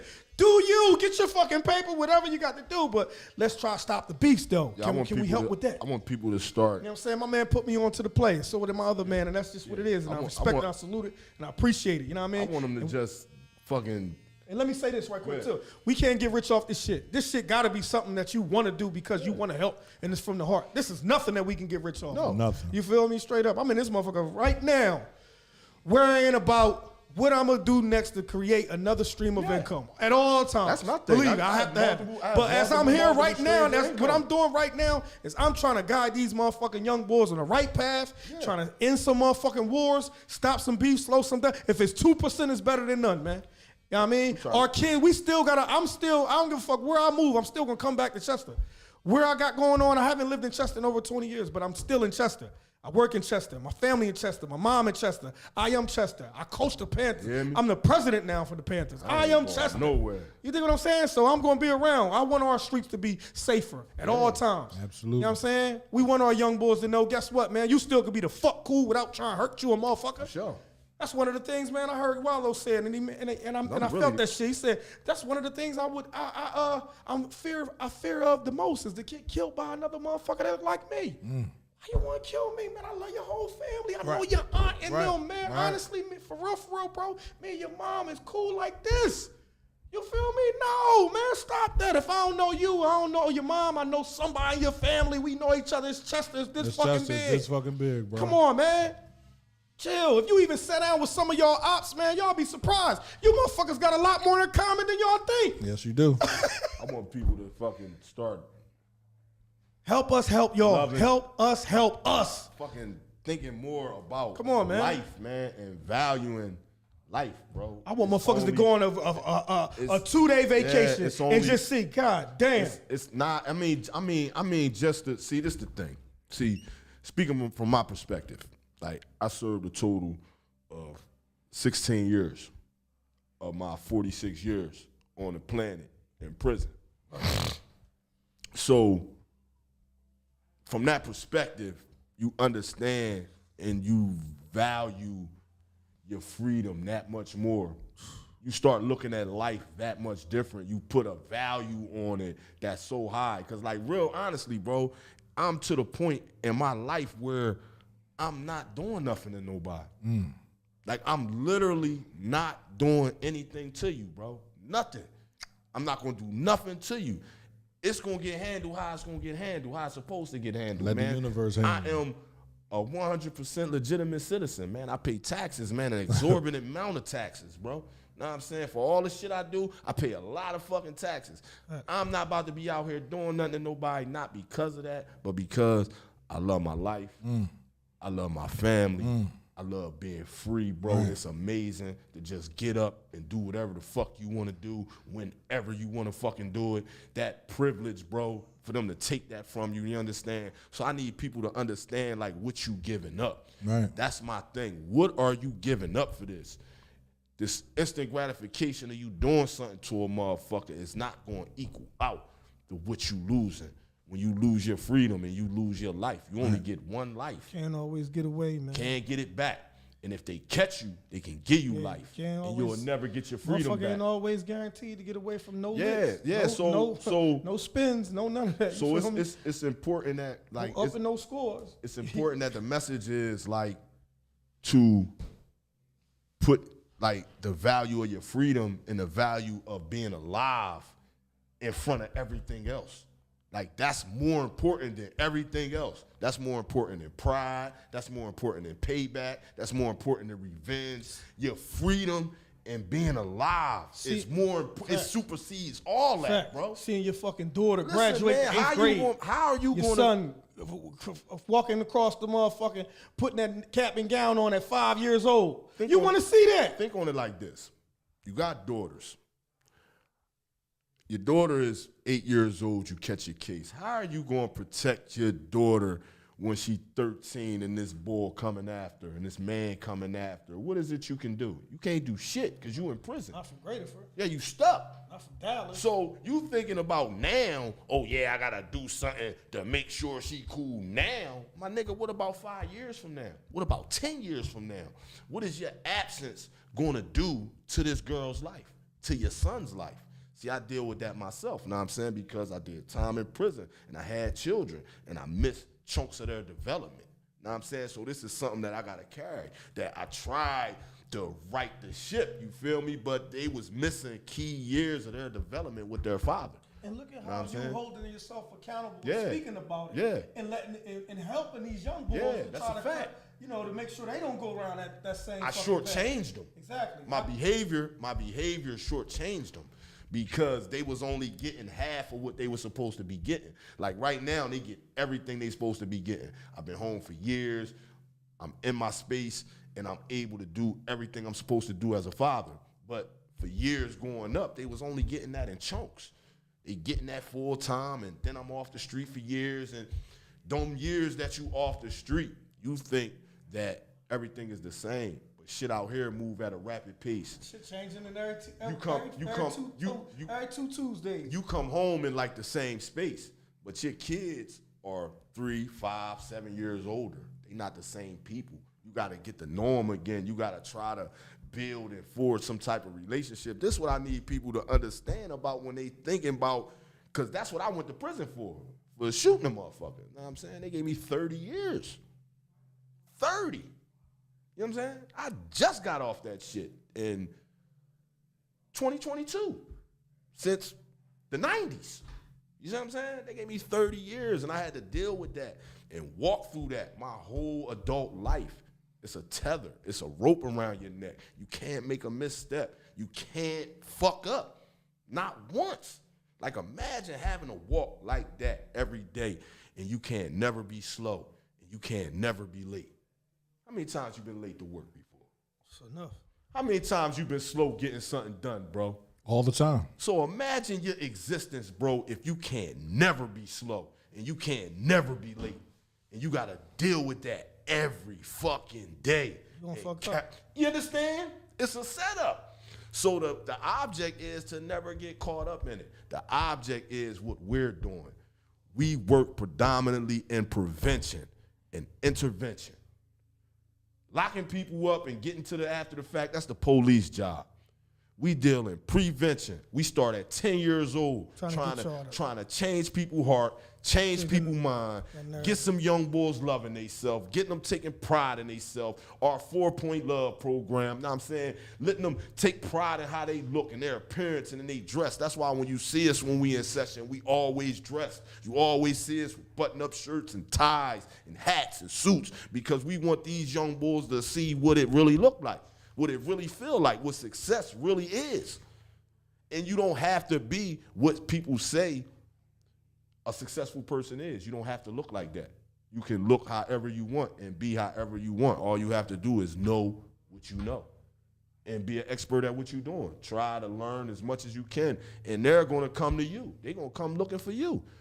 And we got to really just pour that into our boys, man. They the shit. Facts. They black. Young black kids, man. And they men. We us, man. You understand? Like, they the shit. Because, like, I'm the shit. I'm a dope-ass nigga. Come on. I mean, I've been through everything, bro, and I'm still here, bro, and I'm still strong. I got a beautiful family, a beautiful wife, beautiful kids. I got beautiful friends and brothers, you know what I'm saying?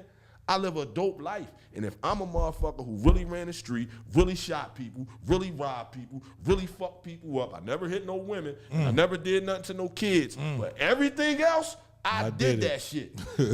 That's a fact. And to be here now and to be able to tell the youngins, like, look, bro, I understand where you at, bro, but this where you want to be where I'm at. Right.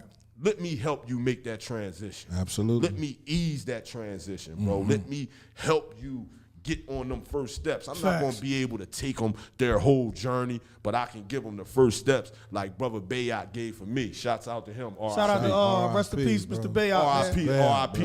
R.I.P. to Sidney Russell. Man, He gave me that. He wasn't able to give me this shit every day, but the moments he did, they mattered because I remembered them once I was thinking clear. I remembered them conversations I had with Bayot, and I remembered them conversations I had with Sid. I remember them conversations I had at the Nia George Carter down at the Boys Club, getting plucked in the head with them heavy-ass plucks. I used to be mad as shit, but I respect the shit out of him, and I love him to this day because I remember them lessons. I remember what he was trying to tell us, and that's all I'm trying to get brothers out here to do, man. Just give of yourself a little, man, to a young boy out here, man. You see, we had OGs, let them know bro. And let them know, man. We had men that were telling us how to live, right? We just thought we was better. We ain't had to listen. You had somebody down 3rd Street that was telling you, you just like, man, you old, you don't know. Yep. You feel me? Like, but shout out, rest in peace, Fred Pickett Sr., man. Yeah. But amazing. Brother Jamal, young. Najee Rashid father, man. Oh, I love Brother Jamal, greatness, man. even to this day, man. The lessons that they instilled back then,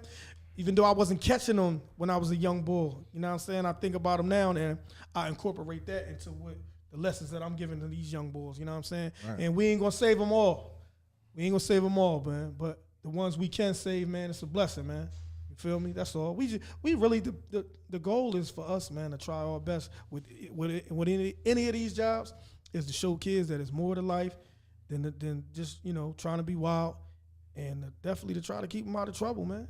And try to, you know. Plus, I'm getting old, man. Make gun violence go down as much as possible. I need somebody else to come in and step in and take my job. Somebody younger and come and push the thing on. I'm getting old. I'm not gonna be able to be out in the street, out in the community, this ain't gonna last doing forever. this for so long. But somebody had to start this shit. Shout out to the guys that did. Yeah, and we're going to need somebody else to step in and take up the charge. You know what I'm saying? We need younger brothers to come on board. That's why we got Young Quad A, you know what I'm saying? Young Quad A, my God. Quad, we love you, boy. I hope you see this. Young boy, he went through our program, you know what I'm saying? We met him up at Camelot. He was in the Camelot situation, and we was up there mentoring and meeting the youngins, and we got to know him, and we put him through our program. He went through our program a couple times, and then we seen in him such growth, man, that we had to bring him on and hire him, man, and make him a junior mentor to bridge the gap so that he can get closer to the young boys. He closer in age with them. He understand the new lingo and what's going on, and he could be that bridge for us. And I mean, we need more young men, more like Nasir Leach, 25 years old, exceptional brother, man. Like, these are the people that we need guiding our sons, know what I'm saying? And we need to get out the way of letting people do it, know what I'm saying? We need people to stop being on this bullshit about who's doing what and why are they doing it? And listen, man, all I'm going to say is this, and I'm going to be done with it, man. I know when I came home in 2020, all this shit wasn't going on. That's what I know. That's 4 years ago, and all this shit wasn't going on. And if I can say one thing, I can say I'm proud to be a part and be a catalyst Swear to God. of the shit Preach, that man. started the change out Preach here. it. You understand? Yeah, true story. I was a part of it. I started, and I helped, and I gave my contribution. It still is. And I still am. Know what I'm saying? So when it's all said and done, that's what I want to be remembered by. That's what I did it for. I want my legacy to be that, yeah. Not that he was a bull in the street all the time. No, he was a bull that really ran the street out here, and he redeemed himself, bro. He went to prison. He served his time. He educated himself. He went to college while he was in there. He came home and went to college. He took all types of goddamn programs and courses to better institute him and make sure that he knows what he's doing and knows what he's talking about and not harming kids that he trying to help, but he really know it. Like, it took a lot to do that shit. It took a lot, man. Yeah, it took a lot. And I did it because I really wanted to help, bro. I really saw this shit when I was in jail, and I was like, man. You told me, too. Yeah. I remember you saying, man, shit, you know, at one point in time, you know, I was destruction in the community. Yeah, man. So now I want to be Yeah, man. a part of the I wanna be motherfuckers part that of the build the motherfuckers that community. build it up, Build it bro. back up. Yeah, I was bro. part- I was and that's part of- exactly what you're doing, bro. Yeah, I was part of the Real rap. generation That's that exactly tore what it you're down. doing, man. I want to build it back up. That's Know exactly what what I'm you're saying? doing, man. And I want to build it up in our image because the city that we had before was in somebody's image, and that's why we was tearing it up. And that's why we continue to fuck it up. That's why we got to build it in our own image. We ain't going to fuck our own shit up.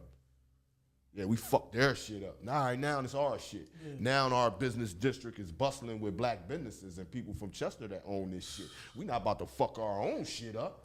It's our shit. We gonna build our shit. We gonna cultivate our shit. Build our shit. Man. Yeah. That's amazing, bro. Yeah. My man. Man, I'm just proud of y'all, bro. Like, literally. It's hard to be from a place where you can see hope. Like, I see the goodness in everybody, bro. Nobody is who they appear to be. Yeah. Right? I can look you in your eyes and tell you got a good soul. Yeah. You feel me? Like, and so when you see people in the street and you see what they're going through, it's pain behind that. And I tell everybody, man, first thing, as soon as I got the job with the DA, I said therapy. That's the first thing we got to get everybody, right? Because most of these young men are hurting somewhere, like Gio said earlier, right? We don't know where they're hurting at, right? But we're trying to help them. So shit, they could be hurting on their waist, and we try to grab them, and now we hurt them even more. Yeah. So I said, how do you help people? You feel me? Without hurting them. I remember you started off with that. You understand what I'm saying? I'm picking up what you're putting down. And it's key that we understand, like, everybody's different. Right. And sometimes talking to them and getting them, just showing them that you're there, man. I took so many kids, the King of Pressure Mall, man, where we at? Yeah. What's this? Like, come on, man, we're going to go and get some sneakers. So now I'm opening the door to show you that I'm here for you. I'm supportive. Yeah. Now you calling me, yo, P, I mean, come pick me up. You feel me? Can I come to the radio station? You feel me? Like, can you take me to work? I'm going to take you to work, no problem. What's up with you? What's going on, man? How the baby mom treating you? Everything good? You feel me? Normal conversations like that.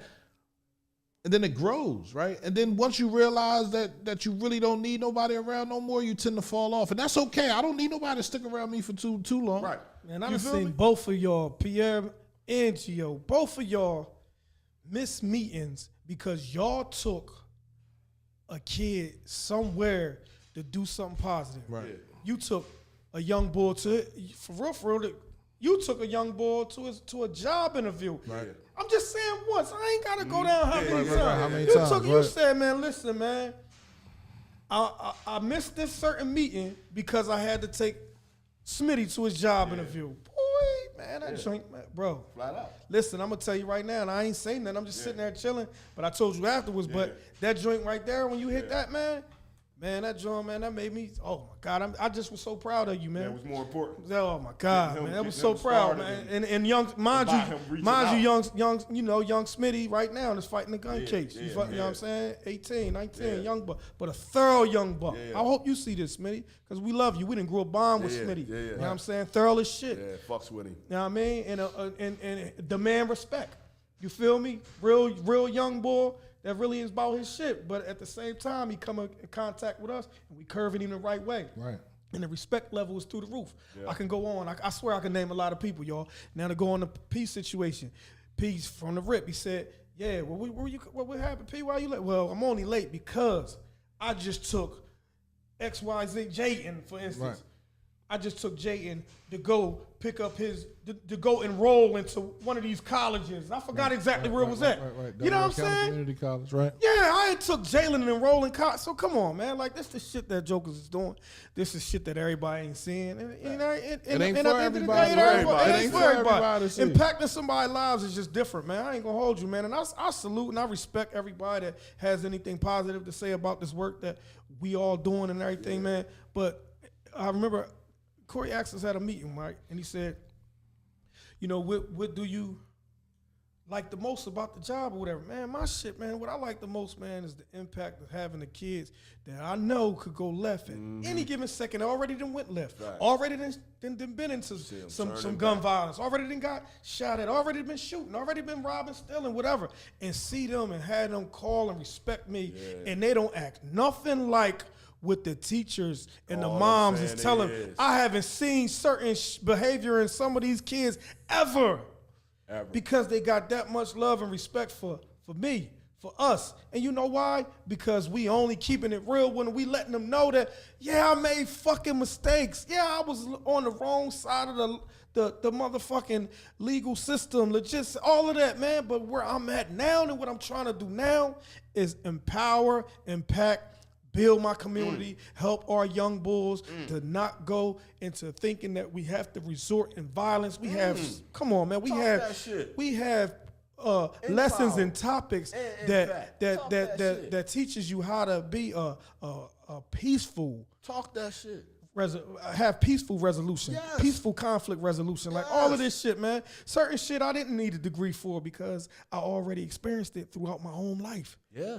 And if I didn't do it, somebody around me did. Yeah. I've been through it. You know what I'm saying? So that's just what it is, man. We trying to impact, man. And like I said, if y'all ain't got shit positive to say at all, man, just don't say nothing. And if you can help, just help. Help us help. Wherever you feel like it's some lack at, just help out. If you care enough that you feel like you got to give negative shit to say, then come on the board and help some way. Or do your own thing from over there, but help the motherfucking community. See, that's it. Simple as that. I'm about teaching your son or your nephew or your little cousin, your little brother, whatever he is to you that you gave him to me. This is what I'm about teaching your youngin. I'm teaching him what it is to be tough.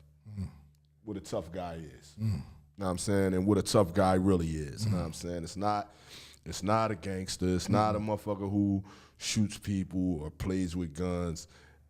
A tough guy is a person who has the resolve to walk away. Not because he's a bitch, but because he knows better. He's smarter.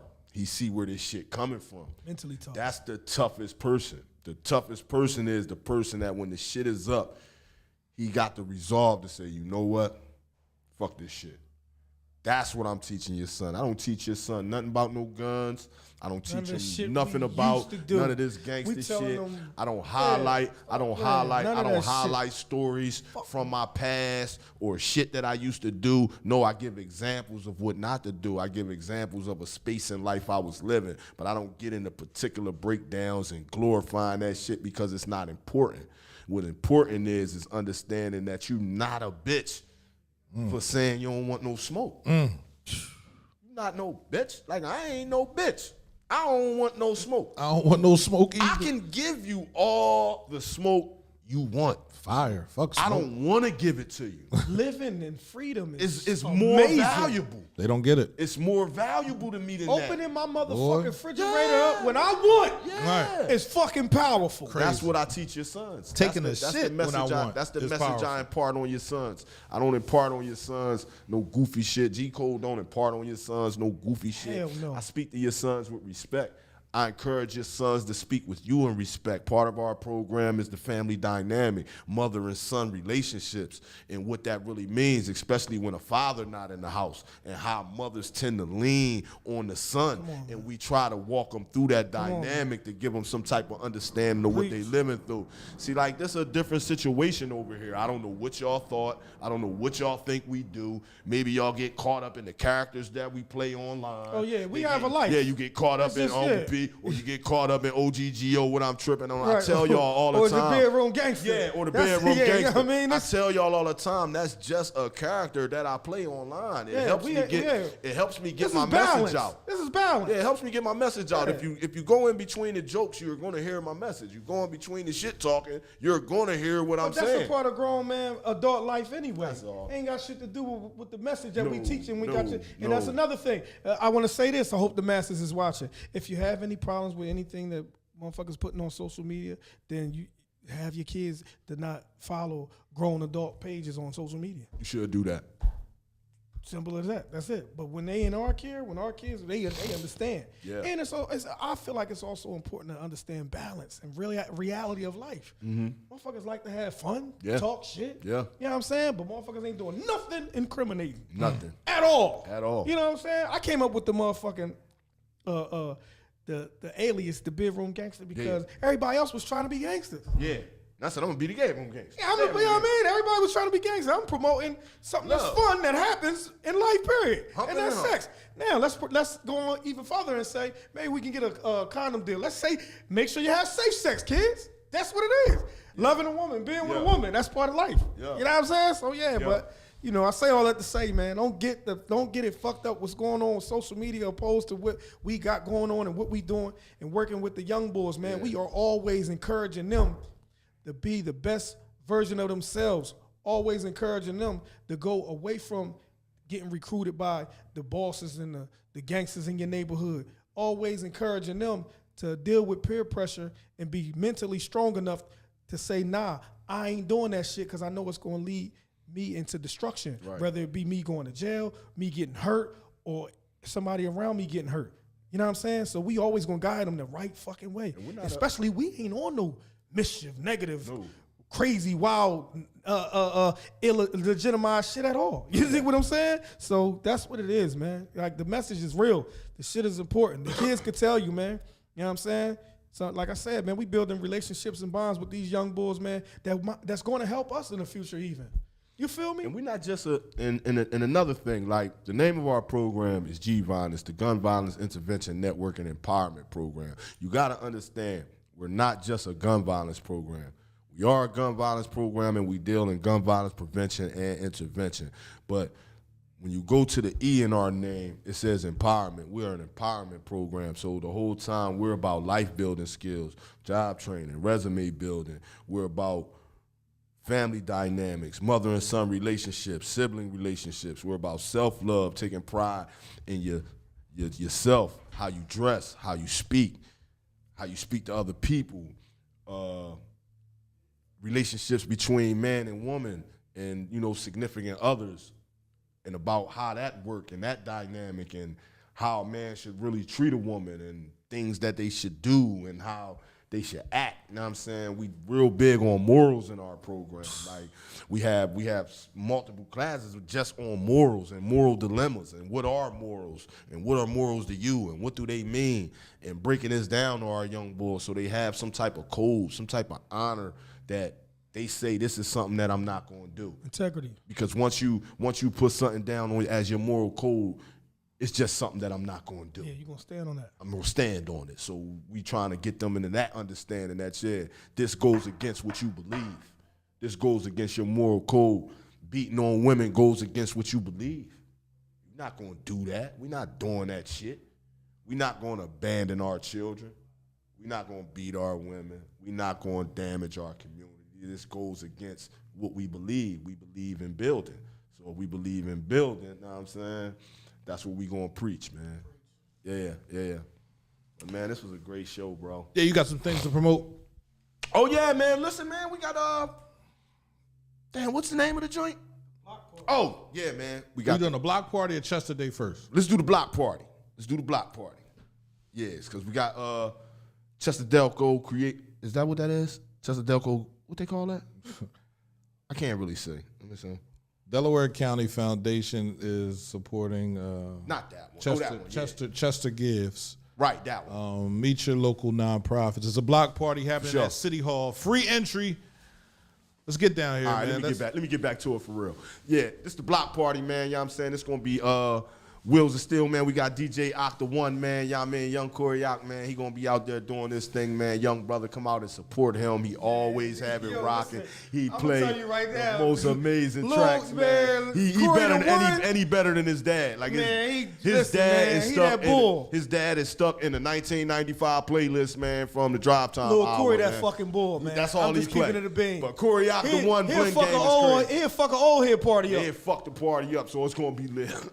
Kenny Picasso gonna that be shit out rocking. there doing paintings and pictures. We're gonna have a bunch of vendors, and it's to support your local nonprofits. Nonprofits like the Making a Change Group, CCC, CMP.net, know what I'm saying? Nonprofits that's around here that's fostering growth and love in the community, know what I'm saying? This is an important event to come out and support those, know what I mean, help with funding and help to keep these programs going on, man. And it's Chester, know what I'm saying? We're going to be outside. It's going to be nice. Everything is free. Come on through, man, you know what I mean, and see what's going on, man. That's going to be that block party. It's on May 8th, 2024, man. It's going to be from 4 to 8, man, over town, man. Come get with us. Right. CMPradio.net will be out there. We'll be giving out, you want to do a podcast, you want to come through and talk about some things. We'll be live. We'll be live for the whole 4 hours. Thursday, we're going to do a telethon. Right. He said he played the 2000s sometimes too. Man, Jay-Z, that's it. Jay-Z? That's the only 2000s music you getting out of him, man. Jay-Z. Right. It's either that or Fresh Prince. Right. Nah, I'm playing. All right, yeah, also we got the Chester Day event coming up, man. You know what I mean? We got Shannon Edwards and that's through the city, right? Do we got a flyer for that one too? Yeah, it's already up. Oh, I don't see it. Friday, May 10th. They'll be at Harris. It's the first annual Chester Day Battle of the Classes. Now, this is a fundraiser benefit for the Chester High basketball team. Yes. This is a fundraising benefit for the Chester High team. That mean they need money. Right. So, this is not for anyone particular. This is to give back, right? So come through, Battle of the Classes. Party, enjoy Sarah yourself. Leach is hosting this too. Yeah. Sounds by DJ Gordy. It's sponsored by Stefan Roots. It's a Mother's Day tribute. Yeah, they got the Young Guns coming, man. You could have had somebody else I perform. mean, I like the Young Guns. Who's this? You don't remember the Young Guns? Who won this one? Who? This is this is Young Chris. Shannon Edwards, Chris and and Neef. Shannon Entertainment. Oh yeah, okay. Yeah. That's, I'm just saying it's a Mother's Day situation. In fact, man, because I got 2 tickets to this joint, man. You know what I'm saying? The tickets is $50. I got 2 tickets I'm gonna give out to somebody, man, today. I'm gonna put something up on my page, man. Know what I'm saying? You see that joint, you know what I'm saying? Answer whatever it is, and you gonna get 2 tickets to this joint for free, man. Know what I'm saying? On your boy, on us, man. We gonna give y'all 2 of them. But this was gonna be an event, and like he said, man, it's to raise money for Chester High. Yeah. So if we trying to make sure our boys look good next year, man, they got the best uniforms, the best stuff that we can get them. Sneakers, everything. Yeah, we gonna come out, man, and support this benefit, man, and get some The money. children are the motherfucking future. And that's the flyer. So when y'all looking at this, all y'all gotta do is go to this flyer. Got the ticket info on there. You see ShannonEntertainment.com. Got your vending fees, ticket prices, who gonna be there. Everything's in there, man. You know what I mean? Get with them, man, and try to see what's up, man. Come on out and support your city, man. The children are the motherfucking future. I like that. Let me see a rap with that. Children are the motherfucking future. You know what I'm saying? It's time to regulate my goddamn phone now. The CMPradio.net, man. We want to thank you for joining us, man. Listen, is this something we doing on the regular? Of course. We in the building, We baby. right back. This is what we doing? We in the building. Right. Voices of the streets, baby. Right. Voices That's of the us. streets, baby. You want to be a guest on the show? Hit Geo, hit G Code up, man. Talk to him, man. Come through. We can fit 3 people at the table, and we can talk, man. Let's go, man. It's Put our camera CMPradio.net. on for a minute. Let us fade out. Hey. It was a clear black night, a clear white moon. Warren G was on the strip, trying to consume some skirts for the eat, so I can get some pho. Swing on my ride, getting all up. Just hit the east side of the LBC on a mission trying to find Mr. Warren G. Seen a car full of girls, they don't need to tweet. All your skirts know what's up with 213. Hooked the left on 2-1 and Lewis. Contemplating dice, so I said, let's do it. I jumped out in the ride. I said, what's up? Some brothers on the rap, and I said, I'm stuck. Teen around, fuck on the swerve. We out of here, man. CMPradio.net.